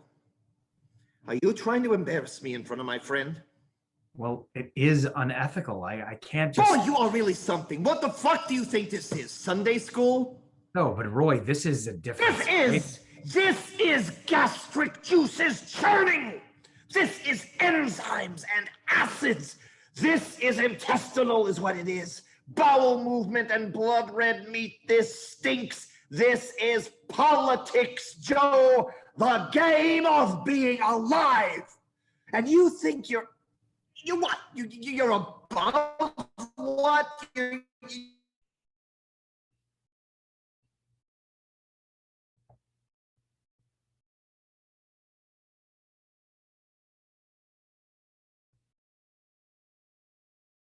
Above a lung. Sick. They smell I'm weak. They want blood this time. I must have eyes in justice. In justice, you will protect me. Why can't Mr. Heller Grow up, Joe. The administration can't get involved. But I'd be a part of the administration, same as him. No, not the same. Martin's Ed's man, and Ed's Reagan's man. So Martin's Reagan's man, and you're mine. This will never be, you understand me? I'm gonna be a lawyer, Joe. I'm gonna be a lawyer, Joe. I'm gonna be a goddamn motherfuckingly legal finance member of the bar, lawyer, just like my daddy was. Till my last bitter day on earth, Joseph. Until the day I die. Ah, Martin's back. So are we agreed? Joe? I will think about it. I will. It's the fear of what comes after the doing that makes the doing hard to do. Amen. You can almost always live with the consequences. Scene 7. That afternoon, on the granite steps outside the Hall of Justice, Brooklyn. It is cold and sunny. A soubrette wagon is selling hot dogs. Louis, in a shabby overcoat, is sitting on the steps, contemplatively eating one. Joe enters with 3 hot dogs and a can of Coke. Can I? Sure. Crazy cold sun. Have to make the best of it. How's your friend? He's worse. My friend is worse. Sorry. Yeah, well, thanks for asking. It's nice. You're nice. I can't believe you voted for Reagan. I hope it gets better. Reagan? Your friend. He won't. Neither will Reagan. Let's not talk about politics, okay? You're eating 3 of those? Well, I'm hungry. They're really terrible for you. Full of rat poo and beetle legs and wood shavings and shit. Huh. And iridium, I think. Something toxic. You're eating one. Yeah, well, the shape. Can't help myself. Plus, I'm trying to commit suicide. What's your excuse? I don't have an excuse. I just have Pepto-Bismol. Joe takes a bottle of Pepto-Bismol and chugs it. Louis shudders audibly. Yeah, I know. But then I wash it down with Coke. He does this. Louis mimes barfing in Joe's lap. Joe pushes Louis' heads away. Are you always like this? I've been worrying a lot about his kids. Whose? Reagan's. Maureen and Mike and little orphan Patty and Miss Ron Reagan Jr., the, you should pardon the expression, heterosexual. Ron Reagan Jr. is not... You shouldn't just make these assumptions about people. I mean, how do you know about him, what he is? You don't know. Well, darling, he never sucked my cock, but... Look, if you're going to get vulgar... No, really. I mean, what's it like to be the child of the zeitgeist? To have the American animus as your dad? It's not really a family, the Reagans. I read people. There aren't any connections there, no love. They don't ever even speak to each other except through their agents. So what's it like to be Reagan's kid? Inquiring minds want to know. You can't believe everything that you read. But I think we all know what that's like nowadays. No connections, no responsibilities. All of us falling through the cracks that separate what we owe to ourselves and what we owe to love. You just, whatever you feel like saying or doing, you don't care. You just do it. Do what? Whatever it is you want to do. Are you trying to tell me something? Pause. Sexual. They stare at each other. Joe looks away. No, I'm just observing that you... Impulsive? Yes, I mean, it must be scary. Land of the free, home of the brave. Call me irresponsible. It's kind of terrifying. Yeah, well, freedom is heartless too. You're not heartless. You don't know. Finish your weenie. He pats Joe on the knee and starts to leave. He turns, looks at him. Joe searches for something to say. Yesterday was Sunday, but I've been a little unfocused recently, and I thought it was Monday. So I came here like I was going to work, and the whole place was empty. And at first I couldn't figure out why.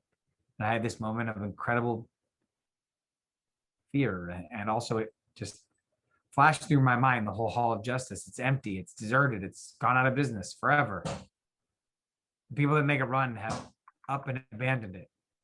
Creepy. Well, yes, but I felt I was going to scream. Not because it was creepy, but because the emptiness felt so fast. And, well, good. A happy scream. I just wondered what a thing it would be if overnight everything you owe anything to, justice or love, had really gone away. Or it would be heartless terror. Yes, terrible and very great. To shed your skin, every old skin, one by one, and then walk away unencumbered into the morning.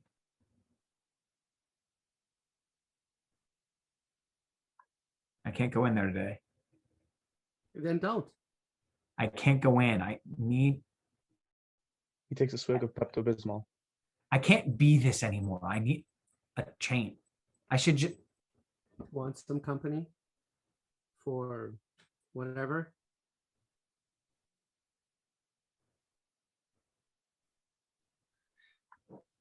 Sometimes, even if it scares you to death, you have to be willing to break the law. Know what I mean? Yes. I moved out. I moved out on my... I haven't been sleeping well. Me neither.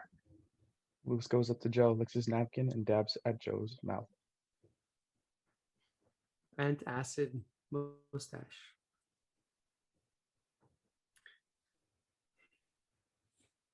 Maybe the court won't convene ever again. Maybe we are free to do whatever. Children of the new morning, criminal minds, selfish and greedy and loveless and blind. Reagan's children. You're scared. So am I. Everybody is in the land of the free. God help us all. Scene 8. Late that night, Joe at a payphone phoning Hannah at home in Salt Lake City. Mom? Joe? Hi. You're calling from the street. Oh, it must be 4 a.m. What's happened? Nothing. Nothing. It's Harper. Oh God, it's Harper. No, wait, Joe? Joe! Yeah. Hi. No, Harper's fine. Well, no, she's not fine. How are you, Mom?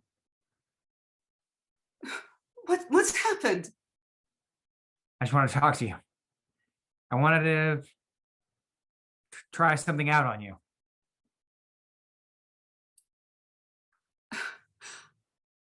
Joe, you haven't... Have you been drinking, Joe? Yes, ma'am. I'm drunk. That isn't like you. No? I mean, who's to say? Why are you out on the street at 4 a.m.? In that crazy city? It's dangerous. Actually, Mom, I'm not on the street. I'm near the boathouse in the park. What park? Central Park. Central Park? Oh my Lord, what on earth are you doing in Central Park at this time of night? Are you... Joe, I think you ought to go home right now. Call me from home. Joe? Come here to watch, Mom. Sometimes. Just to watch. Watch what? What's there to watch at 4 in the... Mom? Did Dad love me? What? Did he? You ought to go home and call from there. Answer. No, not really. This is maudlin. I don't like this conversation. Yeah, well, it gets worse from here on.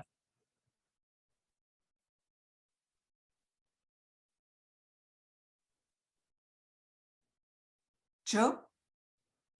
Huh? Mama? I'm a homosexual, Mama. Boy, did that come out awkward. Hello? Hello? I'm a homosexual. Please, Mama. Say something. You're old enough to understand that your father didn't love you without being ridiculous about it. What? You're ridiculous. You're being ridiculous. What? You really ought to go home now to your wife. I need to go to bed. This phone call. We will just forget this phone call. No more talk. Tonight, this drinking is a sin. I raised you better than that.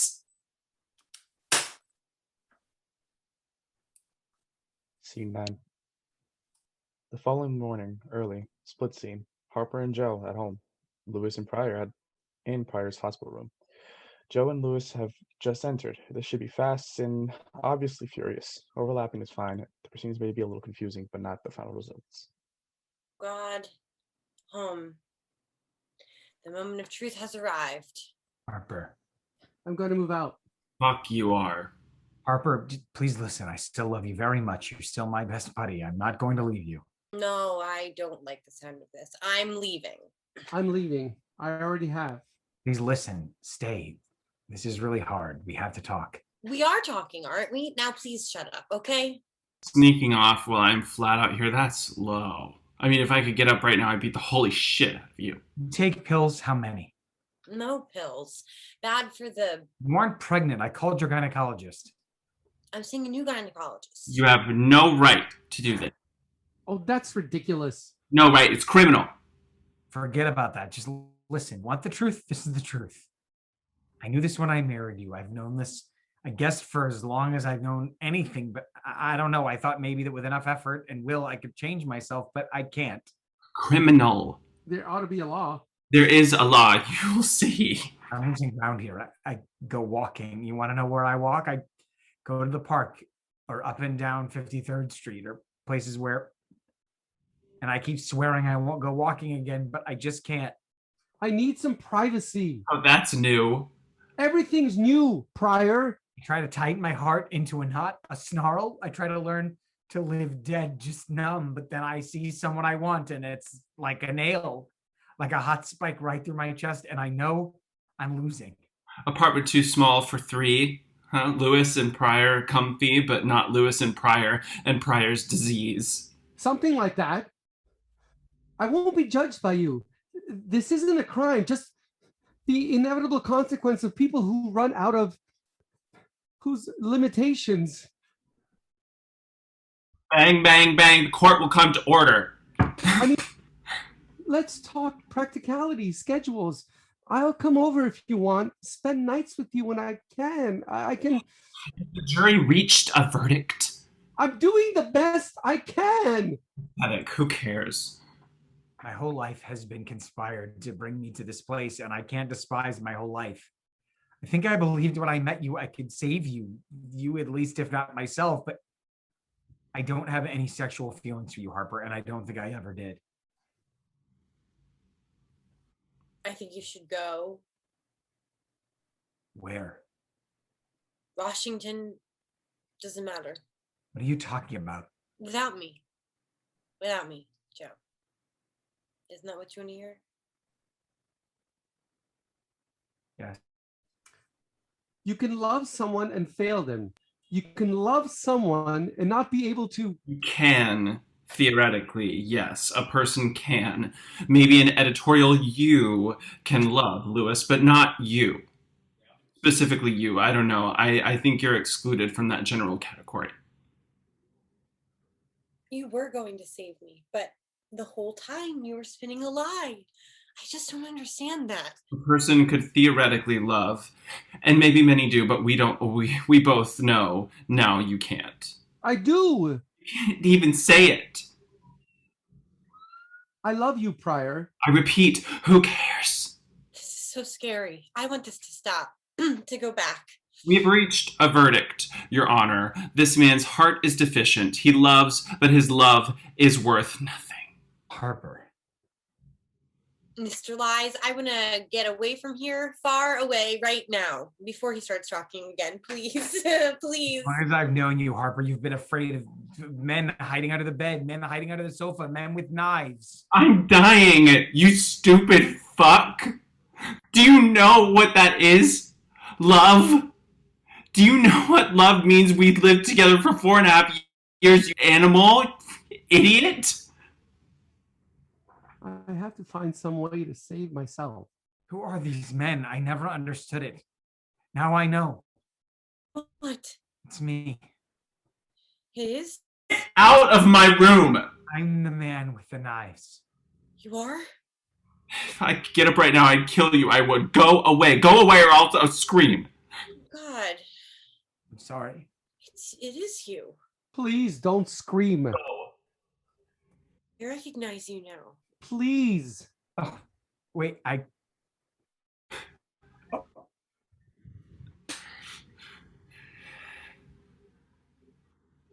I'm bleeding. Ah! Mr. Lies?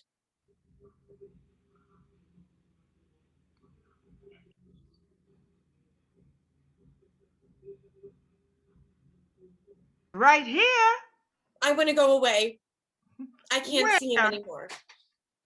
Anywhere, far away. Absolute demento. When I open my eyes, you'll be gone. Harper?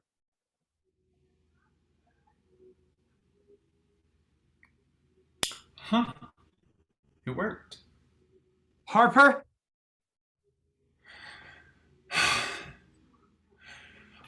Oh, God, I hurt all over. I wish I was dead. Scene 10. The same day, sunset. Hannah and Sister Ella, Chapter, a real estate saleswoman. Hannah Pitt's closest friend, in front of Hannah's house in Salt Lake City. Look at that view. A view of heaven, like the city of heaven. Isn't it? It's just fairly glimmers in the sun. Glimmers.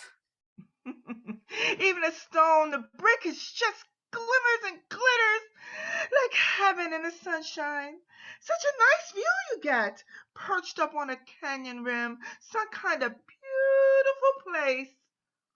It's just Salt Lake. And you're selling the house for me, not to me. I like to work up an enthusiasm for my properties. Just get me a good price. Well, the market's off. At least 50. 40 be more like it? 50. Wish you'd wait a bit. No, I can't. Wish you would. We're about the only friend I got. Oh. Well, now.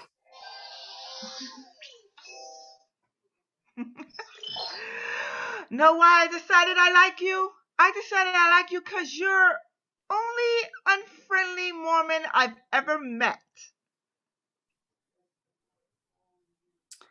Your wig is crooked. Fix it.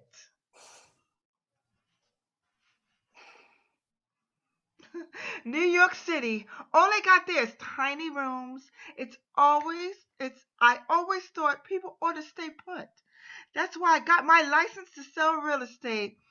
It's a way of saying I have a house. Stay put. It's a way of saying traveling's no good. Plus, I need the cash. She takes a pack of cigarettes out of her purse, lights one, offers back to Hannah. No, not out here. Anyone could come by.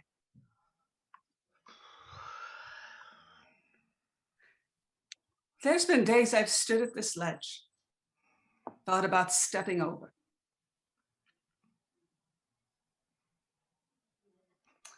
It's a hard place, Salt Lake. Baked dry. Abundant energy, not much intelligence. It's a combination that can wear a body out. It's no harm looking someplace else. I don't need much room. My sister-in-law, Libby, thinks there's radon gas in the basement.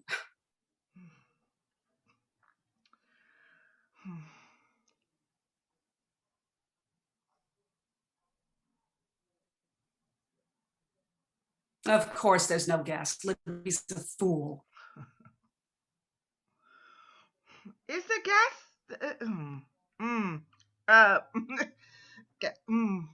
Cause I have to include that in the description? No, there's no gas, Ella. Give me a puff. She takes a fervent drag of Ella's cigarette. So I guess it's goodbye? You'll be all right, Ella. I wasn't ever much of a friend.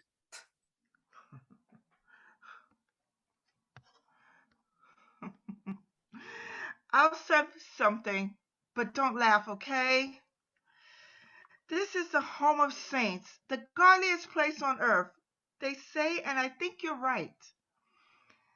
That means there's no evil here. No.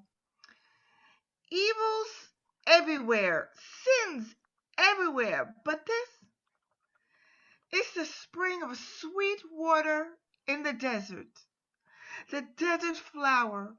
Every step a believer takes away from here is a step fraught with peril. I fear for you, Hannah Pitt, because you're my friend. Stay put. This is right. The home of saints. Latter-day Saints. Only kind left. Still, it's late in the day for saints and everyone. That's all. That's all. $50,000 for the house, Sister Ella Chapter. Don't undersell. It's an impressive view. End of Act 2.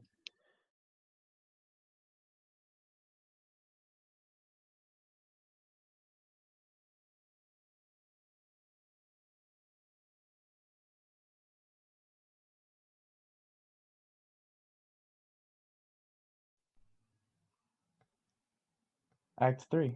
Not yet conscious. Forward dawning. Scene 1. Late night, 3 days after the end of Act 2. The stage is completely dark. Pryor is in bed in his apartment, having a nightmare. He wakes up, sits up, and switches on a night light. He looks at his clock. Seated by the table near the bed is a man dressed in the clothing of a 13th century British squire. Oh, who are you? My name is Prior Walt. My name is Prior Walter. I know that.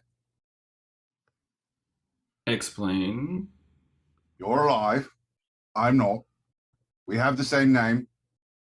What do you want me to explain? A ghost? An ancestor. Not the Prior Walter? The Bayeux Tapestry Prior Walter? His great-great-grandson. 5th of the name. I'm the 34th, I think. Actually, the 32nd. Well, not according to my mother. She's including the 2 bastards, then. I say leave them out. I say no room for bastards. The little things you swallow. Pills. Pills. For the pestilence. Pestilence. You two what? Pestilence in my time was much worse than now. Whole villages of empty houses. You could look outdoors and see death walking in the morning, dew dampening the ragged hem of his black robe. Plain as I see you now. You died of the plague. Sporting monster. Like you. Alone. Well, I'm not alone. You have no wife, no children. I'm gay. So be gay. Dance and you're all together for all I care. What's that got to do with not having children? Gay, homosexual, not Bonnie Blythe and... well, never mind. I had 12 when I died. The second ghost appears, this one dressed in the clothing of an elegant 17th century Londoner. And I was 3 years younger than him. Oh my god! Oh god, another one. Walter Prior, prior to some 17 others. He's counting the bastards.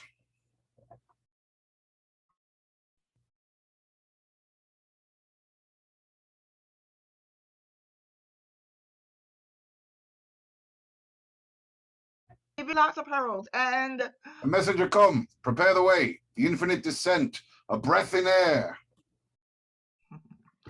They chose us, I suspect, because of the moral affinities.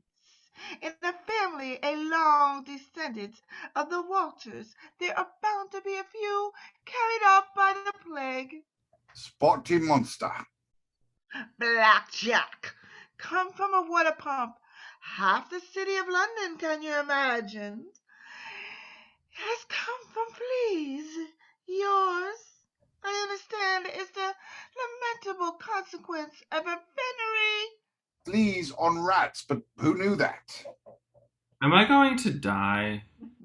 We aren't going to discuss. When you do, you don't get ancestors to help you through it. You may be surrounded by children, but you die alone. Oh, I'm afraid. You should be.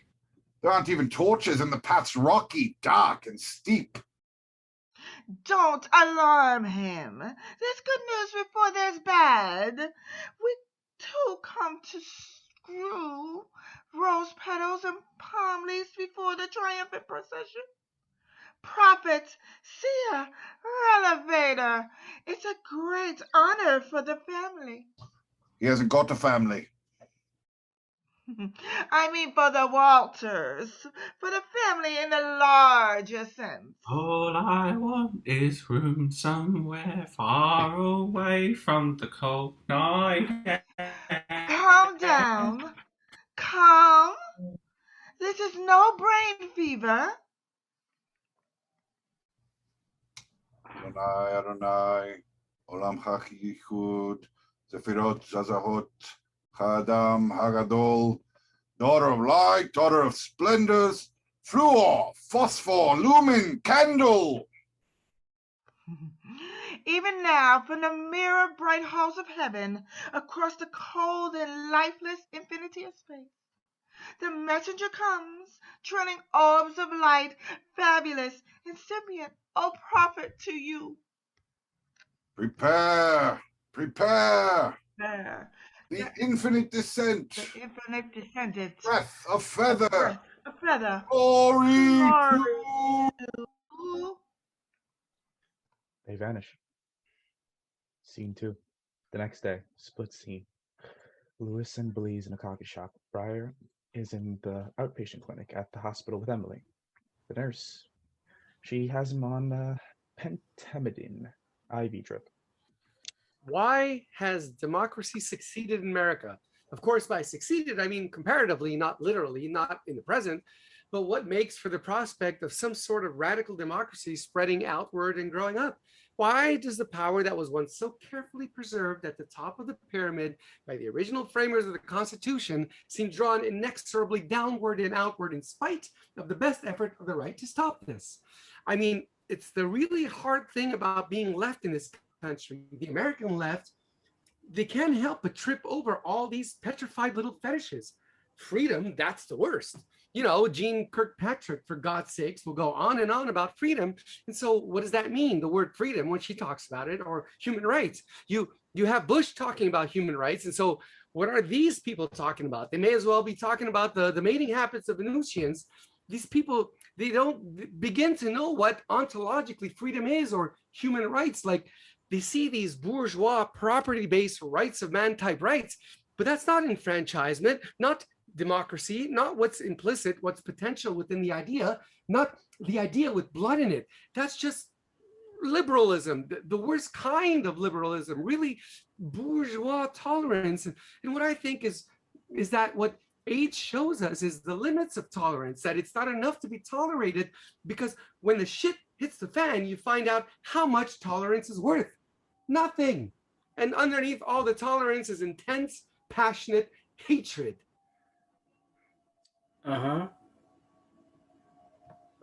You don't think that's true? It is. Power is the object, not being tolerated. Fuck assimilation.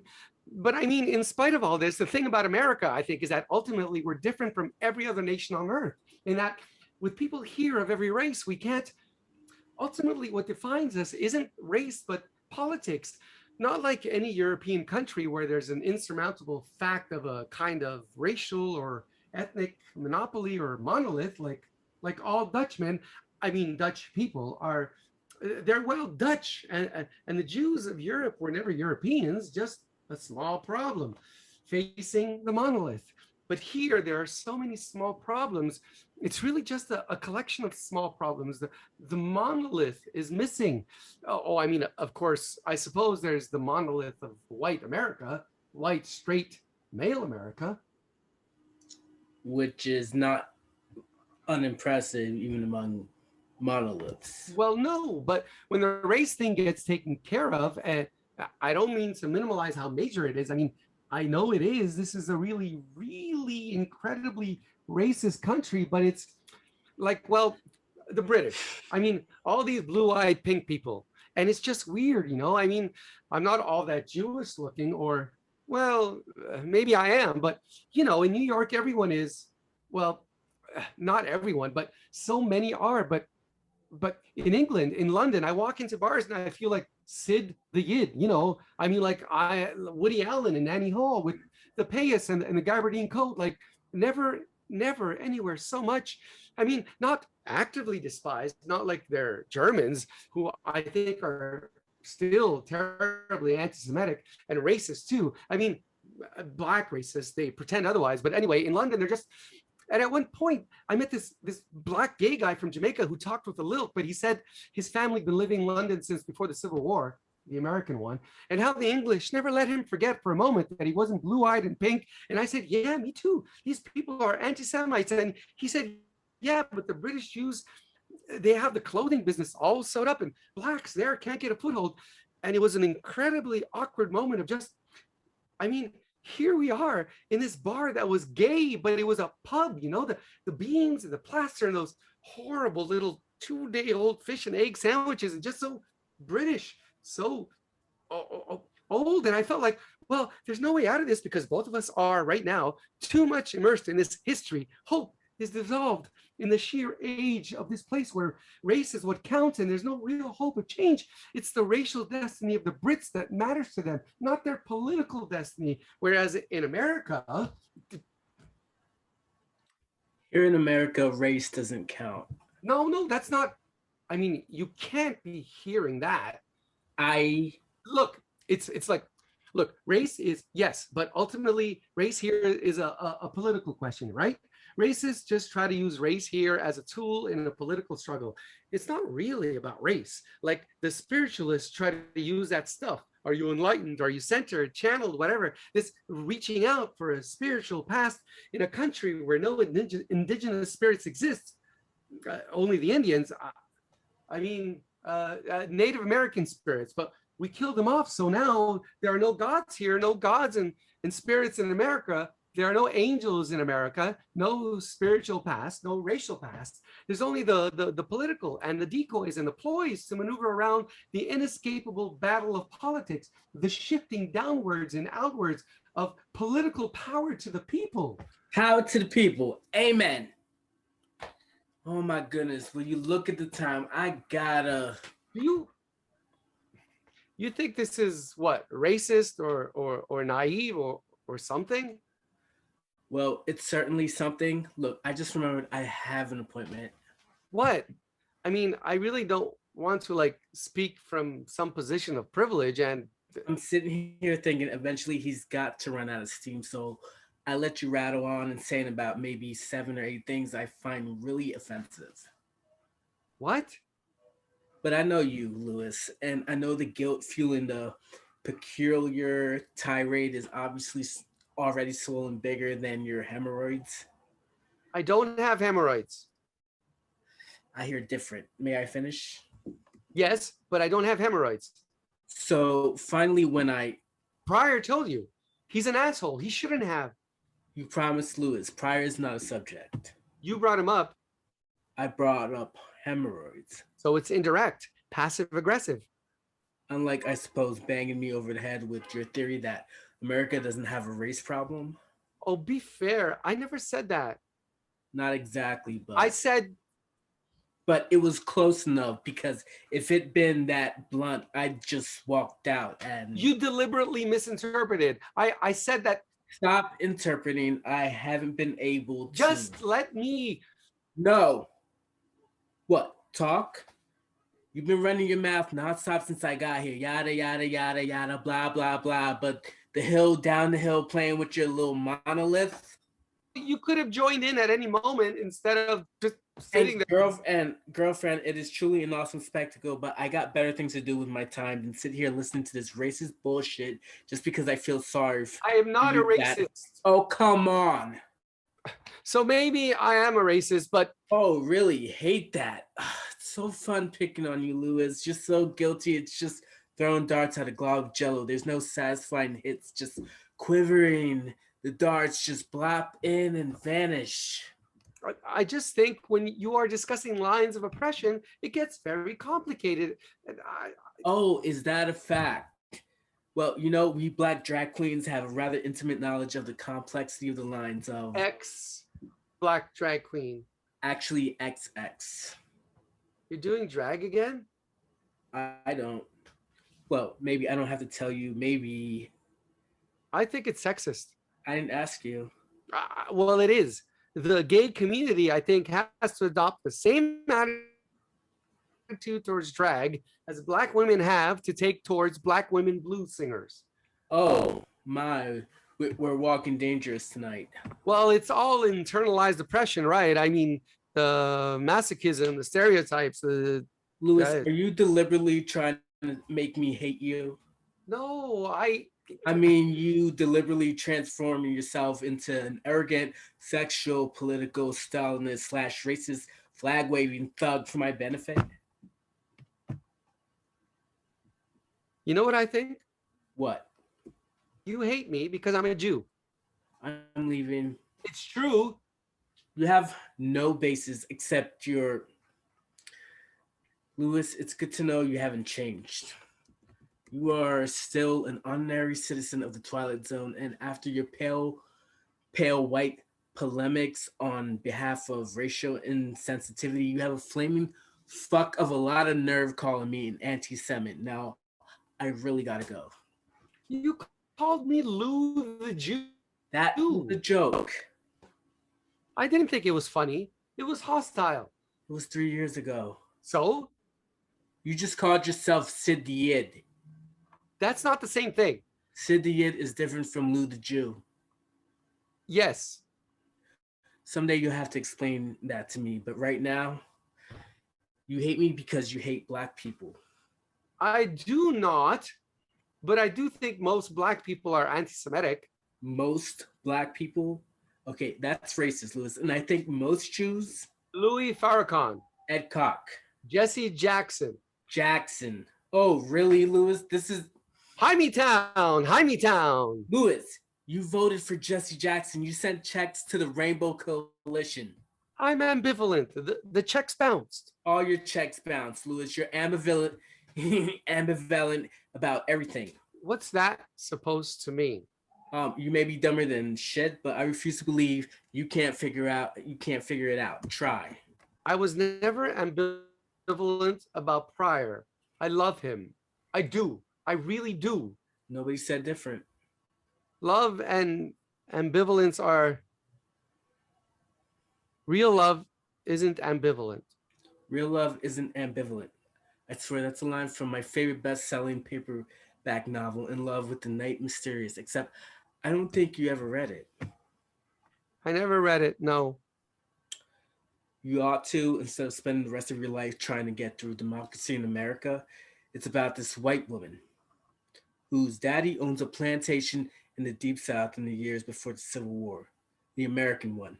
And her name is Margaret, and she's in love with her daddy's #1 slave, and his name is Thaddeus. And she's married, but her white slave owner husband has AIDS, antebellum, insufficiently developed sex organs, and there's a lot of hot stuff going down when Margaret and Thaddeus can catch a spare toward 10 under the cotton-picking moon. And then, of course, the Yankees come, and then they set the slaves free, and the slaves string up Old Daddy and so on, historical fiction. Somewhere in there, I recall, Margaret and Thaddeus find the time to discuss the nature of love. Her face is reflecting the flames of the burning plantation, you know, the way white people do. And his black face is dark in the night. And she says to him, Thaddeus, real love isn't ever ambivalent. Emily enters and turns off IDV drip.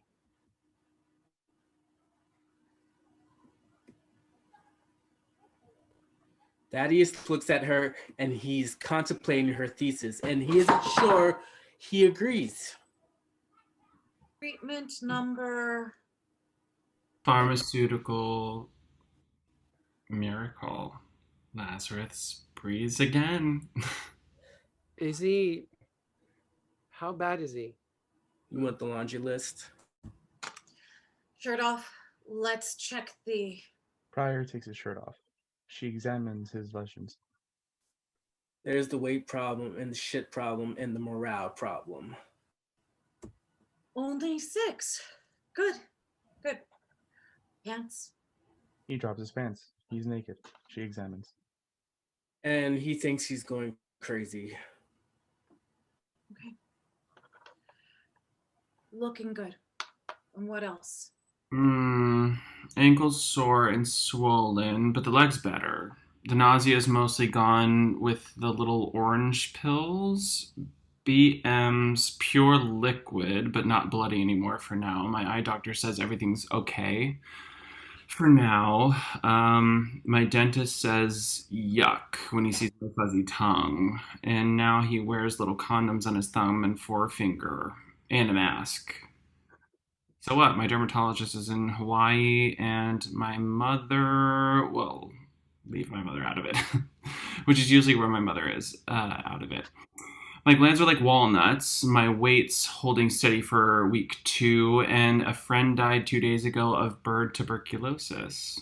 Bird tuberculosis. That scared me, and I didn't go to the funeral today because he was an Irish Catholic, and it's probably open casket, and I'm afraid of something, the bird TB, or seeing him, or I don't know. So I guess I'm doing okay. Except for, of course, I'm going nuts. We ran the toxoplasmosis series, and there's no indication. I know. But I feel like something terrifying is on the way. You know, it's like a missile from outer space, and it's plummeting down towards Earth, and I'm ground zero, and I'm generally known where I am known as one cool, collected queen, and I am ruffled. There's really nothing to worry about. I think that Shochem Bamromim Hamse Menoko Nekono Al Kanfe Hashino. What? Everything's fine. Bemalos Kedoshim Udhoros Kezhozar Orokia Mazherem. I don't understand what you're saying. Es nishmas prior Shecholok Leomok Bavur Shendol Zoko Baad Hazo Koros Nishmaso. Why are you doing that? Stop it. Stop it. Stop what? You were just... Weren't you just speaking in Hebrew or something? Hebrew? I'm basically Italian American. No, I didn't speak in Hebrew. Oh, no. Oh, God, please. I really think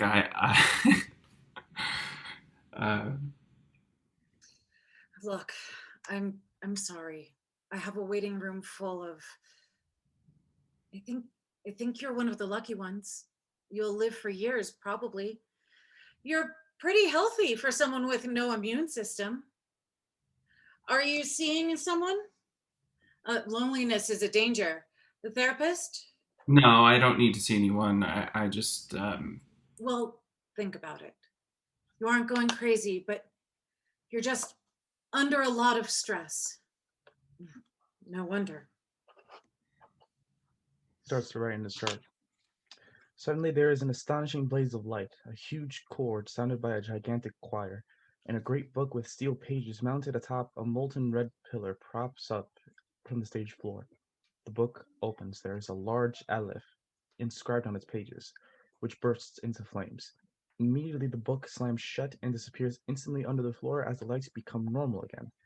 Emily notices none of this. Writing. Prior is agog. Hebrew.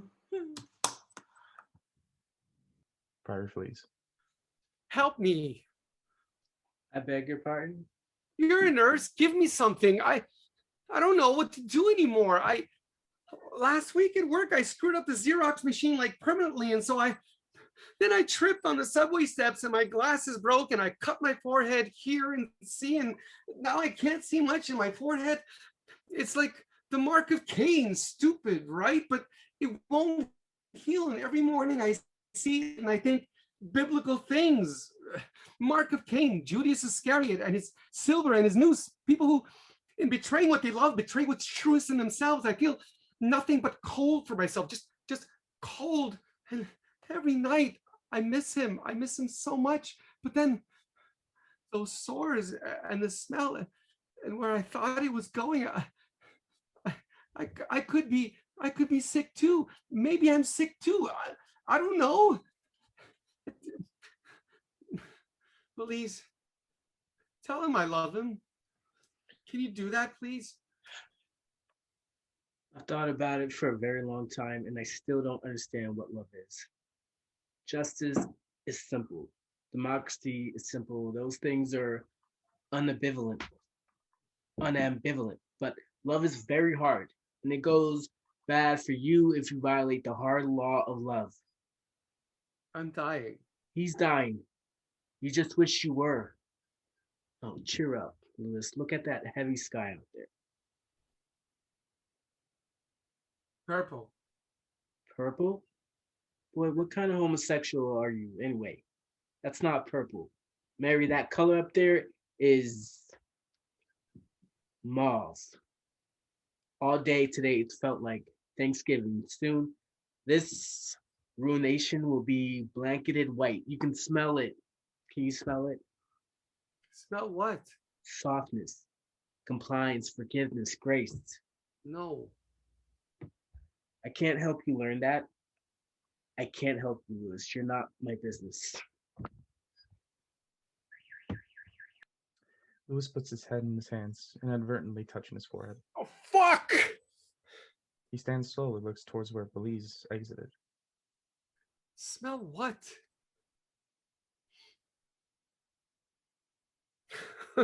Huh? Snow. Scene 3. Same day, Harper in a very white, cold place with a brilliant blue sky above, a delicate snowfall. She is dressed in a beautiful snowsuit. The sound of the sea, faint. Snow, ice, mountains of ice. Where am I? I feel better. I do. I feel better. There are ice crystals in my lungs, wonderful and sharp, and the snow smells like cold, crushed peaches. And there's some current of blood in the wind. How strange it is, that iron taste. Ozone. Ozone? Wow. Where am I? The kingdom of ice. The bottommost part of the world. Antarctica. This is Antarctica. Cold shelter for the shattered. No sorrow here. Tears freeze. Antarctica. Antarctica. Ugh. Boy, oh boy, look at this. Wow. I must have really snapped the tether, huh? Apparently. That's great. I'm going to stay here forever. Set up camp, build things, build a city, an enormous city made up of frontier forts, dark wood and green roofs, and high gates made of pointed logs and bonfires burning on every street corner. I should build by a river. Where are the forests? No timber here. Too cold. Ice. No trees. Oh, details. I'm sick of details. I'll plant them and grow them. I'll live off of caribou fat. I'll melt it over the bonfires and drink it from a log-curved goat horn cups. It'll be great. I'm going to make a new world here so that I never have to go home again. As long as it lasts, ice has a way of melting. No, forever. I can have anything I want here. Maybe even companionship, someone who has desire for me. You, maybe. It's against the bylaws of the International Order of Travel Agents to get involved with a client. Rules are rules. Anyway, I'm not the one you really want. There isn't anyone, maybe an Eskimo, who could ice fish for food and help me build a nest when the baby comes. There are no Eskimos in Antarctica. And you're not really pregnant. You made it up. Well, all of this is made up. So if the snow feels cold, I'm pregnant, right? Here I can be pregnant, and I can have any kind of baby I want. This is a retreat, a vacuum. It's virtual. It's that it lacks everything. Deep freeze for feelings. You can be numb and safe here. That's what you came for. Respect the delicate ecology of your delusions. I mean, like, no Eskimos in Antarctica. Correcto. Ice and snow. No Eskimo. Even hallucinations have laws. Well, then who's that? An Eskimo. An Antarctic Eskimo. A fisher of the polar deep. There's something wrong with this picture. I'm going to like this place. It's my own National Geographic special. Oh, I think I feel her kicking. Maybe I'll give birth to a baby covered with thick white fur, and that way she won't be cold. My breasts will be full of hot cocoa so she doesn't get chilly, and if she gets really cold, she'll have a pouch I can crawl into, like a marsupial. We'll mend together. That's what we'll do. We'll mend. June 4th, same day. An abandoned lot in the South Bronx. A homeless woman is standing near an oil drum which is on fire and burning. Snowfall. Trash around. Hannah enters, dragging 2 heavy suitcases. Excuse me. I said, excuse me? Can you tell me where I am? Is this Brooklyn? Do you know Pineapple Street? Is there some sort of a bus or a train or... I'm lost. I just arrived from Salt Lake City. Utah? I took the bus I was told to take and I got off. Well, it was the very last stop, so I had to get off, and I asked the driver, was this Brooklyn? And he nodded yes. But he was from one of those foreign countries where they think it's good manners to nod at everything, even if you have no idea what it is you're nodding at. And in truth, I don't think he spoke any English at all, which I think would make him ineligible for employment on public transportation, the public being mostly English speaking, mostly. Do you speak English?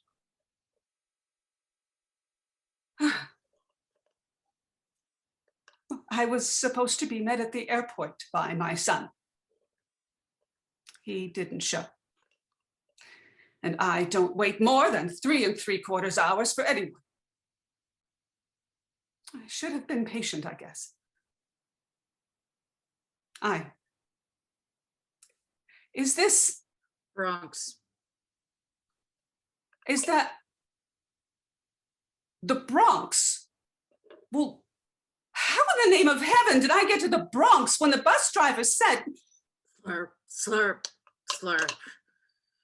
You will stop that disgusting slurping. You're disgusting slurping, feeding animal. Feeding yourself, just feeding yourself. What would it matter to you or to anyone if you were just stopped feeding and died?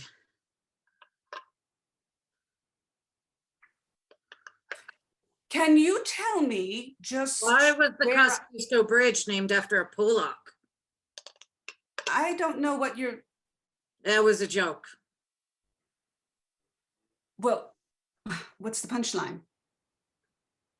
I don't know. Oh, for Pete's sake. Is there anyone else who... Stand further off, you fat, loathsome whore. You can't have any more of this soup. Slurp, slurp, you animal. And I know you're just going to pee it all away. Where will you do that? Behind what bush? It's fucking cold out here. And oh, that's right. Because it was supposed to have been a tunnel. It's not very funny. Have you read the prophecies of Nostradamus? Who? Some guy I went out with once somewhere. Nostradamus, prophet, outcast, eyes like scary shit. Shut up! Please. Now I want you to stop jabbering for a minute and pull your wits together and tell me how to get to Brooklyn. Because you know, and you are going to tell me, because there is no one else around to tell me, and I am wet, and I am cold, and I am very angry. So I am sorry you're psychotic, but just make the effort. Take a deep breath. Do it. That's good. Now exhale.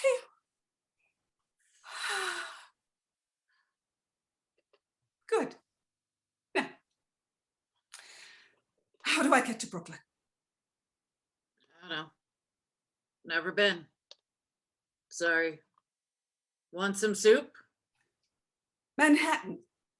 Maybe you know I don't know. I don't suppose you know the location of the Mormon visitors. 65th and Broadway.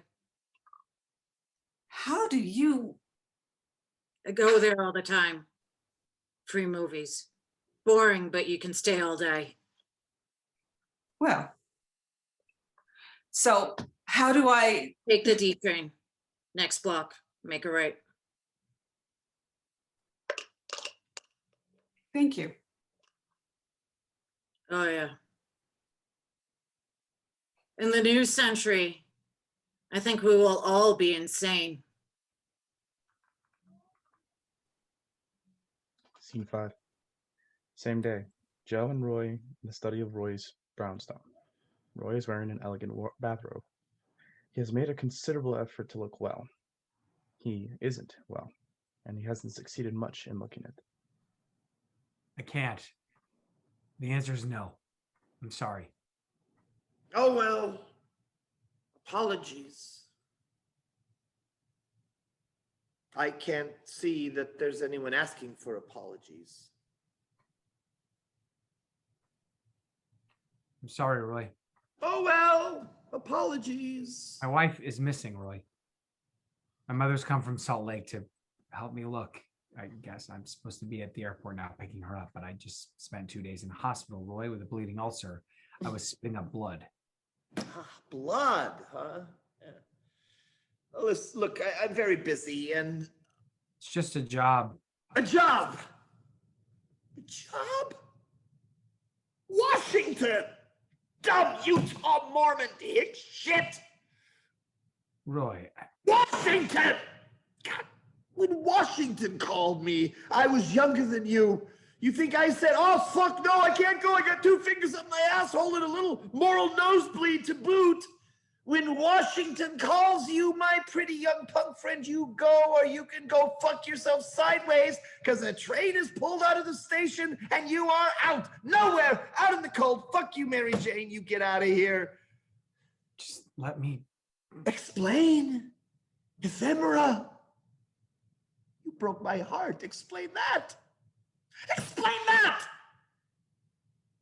I love you, Roy. There's so much that I want to be what you see in me. I want to be a participant in the world, in your world, Roy. I want to be capable of that. I've tried, really, I have, but I can't do this. Not because I don't believe in you, but because I believe in you so much and what you stand for at heart, the order, the decency.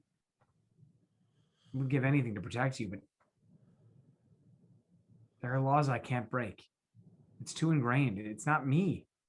There's enough damage I've already done. Maybe you were right. Maybe I'm dead. You're not dead, boy.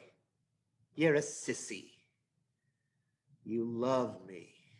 That's moving. I'm moved. It's nice to be loved. I warned you about her, didn't I, Joe? But you don't listen to me, no. Why? Why? Because you say Roy is smart and Roy's a friend, but Roy, well, he isn't nice, and you want to be nice, right? A nice, nice man. You know what my greatest accomplishment was, Joe? In my life, what I am able to look back on and be proudest of? And I have helped make presidents and unmake them, and mayors and more goddamn judges than anyone in New York City ever, and several $1 million tax-free. And do you know, what do you think means the most to me? You ever hear of Ethel Rosenberg? Huh, Joe? Huh? Well, yeah. Yeah, yes. Yes, you have heard of Ethel Rosenberg, yes. Maybe you even read about her in the history books.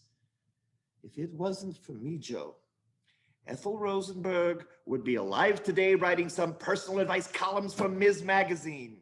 She isn't. Because during the trial, Joe, I was on the phone every day talking with the judge. Roy. Every day doing what I do best. Talking on the telephone, making sure that timid Yid Nebish on the bench did his duty to America, to history. That sweet, unprepossessing woman, 2 kids, boo-hoo-hoo, reminded us all of our little Jewish mamas. She came this close to getting life. I pleaded till I wept to put her in the chair. Me! I did that. I would have fucking pulled the switch if they had let me. Why? Because I fucking hate traitors. Because I fucking hate communists. That wasn't legal. Fuck legal. Oh, am I a nice man? Fuck nice. They say terrible things about me in the nation. Fuck the nation. You want to be nice or you want to be effective. Oh, make the law or subject to it. Choose. Your wife chose. A week from today, she'll be back. She knows how to get what she wants. Maybe I ought to send her to Washington. I don't believe you. Gospel. You can't possibly mean what you're saying. Well, you were the assistant United States attorney on the Rosenberg case. Ex parte communication with the judge during the trial would be censurable, at least probably conspiracy. And in a case that resulted in execution, it's... What? Murder? You're not well is all. What do you mean not well? Who's not well? You said... No, I didn't. I said what? Roy, you have cancer. No, I don't. You told me you were dying. What the fuck were you talking about, Joe? I never said that. I'm in perfect health. There's not a goddamn thing wrong with me. Shake.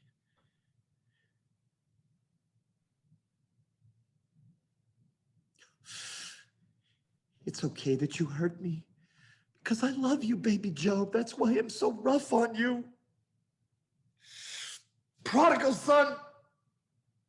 The world will wipe its dirty hands all over you.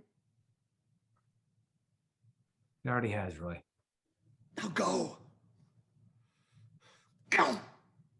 No, I'll always be here, waiting for you.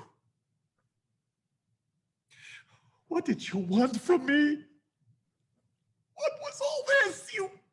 What do you want, you treacherous, ungrateful little...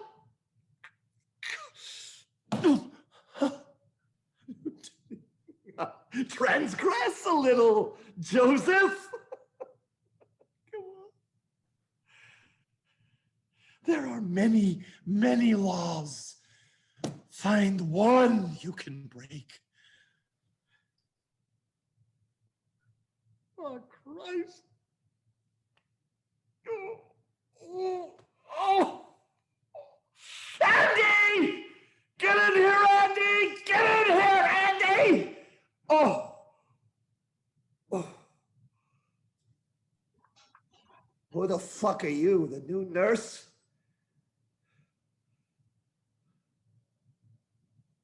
Oh, fuck, Ethel. Oh. You don't look good, Roy. Well, Ethel, I don't feel good. But you lost a lot of weight. That suits you. You were heavy back then. Saftig, mid-hips. I haven't been that heavy since 1960. We were all heavier back then before this body thing started. Now I look like a skeleton. They stare. The shit's really hit the fan, huh, Roy? What? The fun's just started. Oh, what's this, Ethel? You trying to scare me? Well, you're wasting your time. I'm scarier than you any day of the week. So beat it, Ethel. Boo! Better dancing red! Somebody trying to shake me up! From the throne of God in heaven to the belly of hell, you can all fuck yourselves and then go jump into the lake, because I'm not afraid of you or death or hell or anything!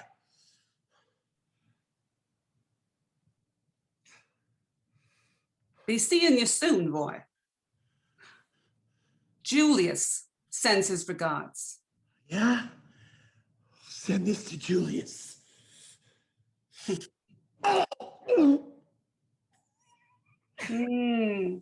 You're a very sick man, boy.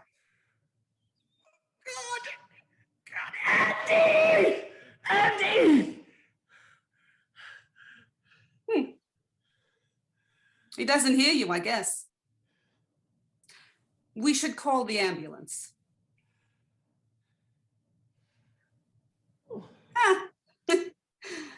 Buttons! Such things they got now. What do I dial, Roy? 911. La la la. It sings. Yes, you should please send an ambulance to the home of Mr. Roy Cohn, the famous lawyer. What's the address here, Roy? Oh, 244 East 87th. 244 East 87th Street. No apartment number. He's got the whole building.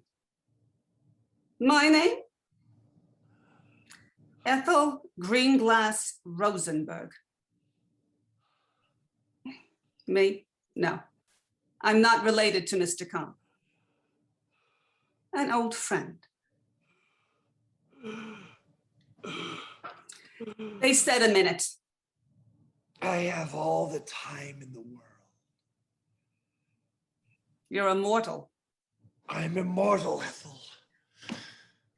I have forced my way into history. I ain't never gonna die. History is about to crack wide open. Millennium approaches. Scene 6. Late that night, Pryor's bedroom. Pryor 1 watching Pryor in bed, who is staring back at him, terrified. Tonight, Pryor 1 is dressed in weird alchemical robes and hat over his historical clothing, and he carries a long palm leaf bundle. All right, tonight. Aren't you excited?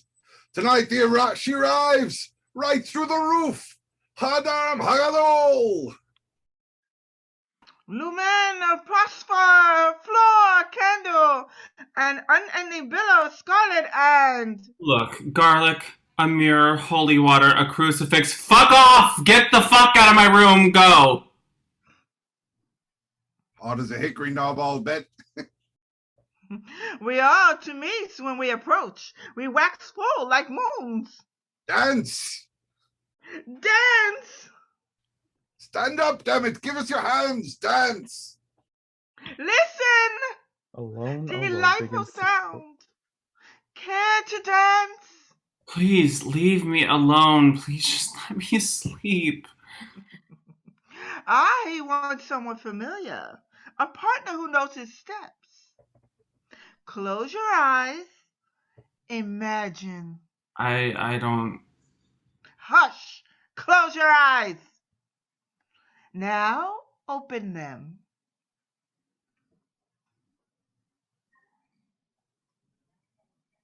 Lou. Dance with me. I can't. My leg, it hurts all night. Are you a ghost, Lou? No, just spectral, lost to myself, sitting all day on cold park benches, wishing I could be with you. Dance with me, babe. Now I see why he's got no children. He's a sodomite. Oh, be quiet, you medieval gnome. Let them dance. Not interfering. I've done my bit. Hooray, hooray. The messenger's come. Now I'm blowing off. I don't like it here. To 20th century, oh dear. The world has gotten so terribly, terribly old. Pryor 2 vanishes. Louis and Pryor waltz happily. Lights fade back to normal. Louis vanishes. Pryor dances alone. Then suddenly the sound of wings filled the room. Scene 7. Split scene. Pryor alone in his apartment. Lewis alone in the park. Again, a sound of beating wings. Oh, don't come in here. Don't come in. Lewis! No, my name is Pryor Walter. I am the scion of an ancient line. I am abandoned. No, my name is Pryor, and I live here and now. And in the dark, the recording angel opens its 100 eyes and snaps the spine of the book of life. And hush.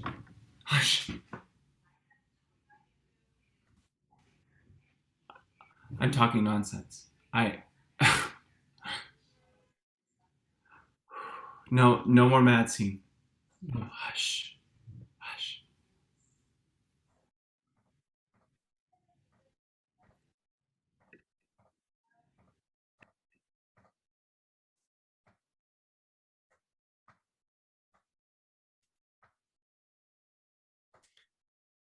Do you know the story of Lazarus? Lazarus? Lazarus. I can't remember what happens exactly. I don't. Well, he was dead, Lazarus, and Jesus breathed life into him. He brought him back from death. Come here often? No. Yes. Back from the dead. You believe that really happened? I don't know anymore what I believe. This is quite a coincidence, us meeting. I followed you from work. I followed you here. You followed me. You probably saw me that day in the washroom and thought, there's a sweet guy, sensitive, cries for friends in trouble. Yes. You thought maybe I'll cry for you. Yes. Well, I fooled you. Crocodile tears. Nothing.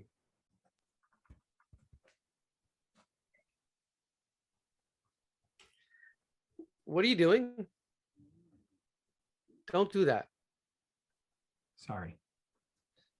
I'm sorry. I'm just not. I think if you touch me, your hand might fall off or something. Worse things have happened to people who have touched me. Please.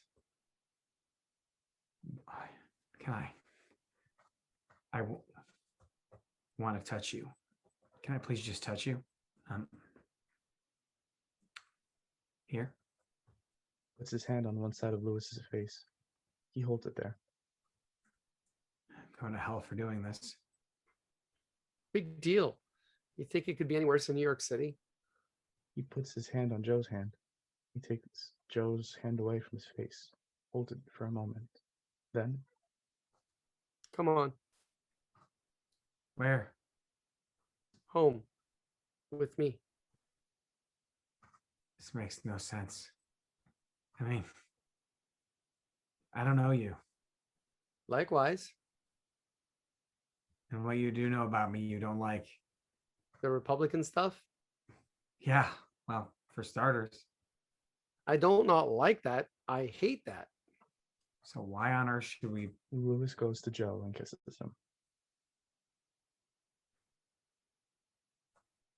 Strange bedfellows. I don't know. I never made it with one of the damned before. I would really rather not have to spend tonight alone. I'm a pretty terrible person, Lewis. Lou. No, I really, really am. I don't think I deserve being loved. There. See? We already have a lot in common. Lewis stands, begins to walk away. He turns, looks back at Joe. Joe follows. They exit. Pryor listens. At first, no sound. Then once again, the sound of beating wings, frighteningly near. Oh God, that sound. That sound. What is that? Like birds or something? Like a really, really big bird? I'm frightened. No, no fear. Find the anger. Find the anger. My blood is clean. My brain is fine. I can handle pressure. I'm a gay man and I am used to pressure, to trouble. I am tough and strong and oh my goodness, I am hot. I'm so oh geez, what is going on here? I must have a fever or something. The bedside lamp flickers wildly as the bed begins to roll forward and back. There's a deep bass creaking and groaning from the bedroom ceiling, like the timbers of a ship under immense stress, and from above a fine rain of plaster dust. Please, something's coming in here. I'm scared. I don't like this at all. Something's approaching, and There is a great blaze of tranquil music, heralding. The light turns an extraordinarily harsh, cold, pale blue, then a rich, brilliant, warm golden color, then a hot, bilious green, and then finally a spectacular royal purple. Then silence. God almighty. Very Steven Spielberg.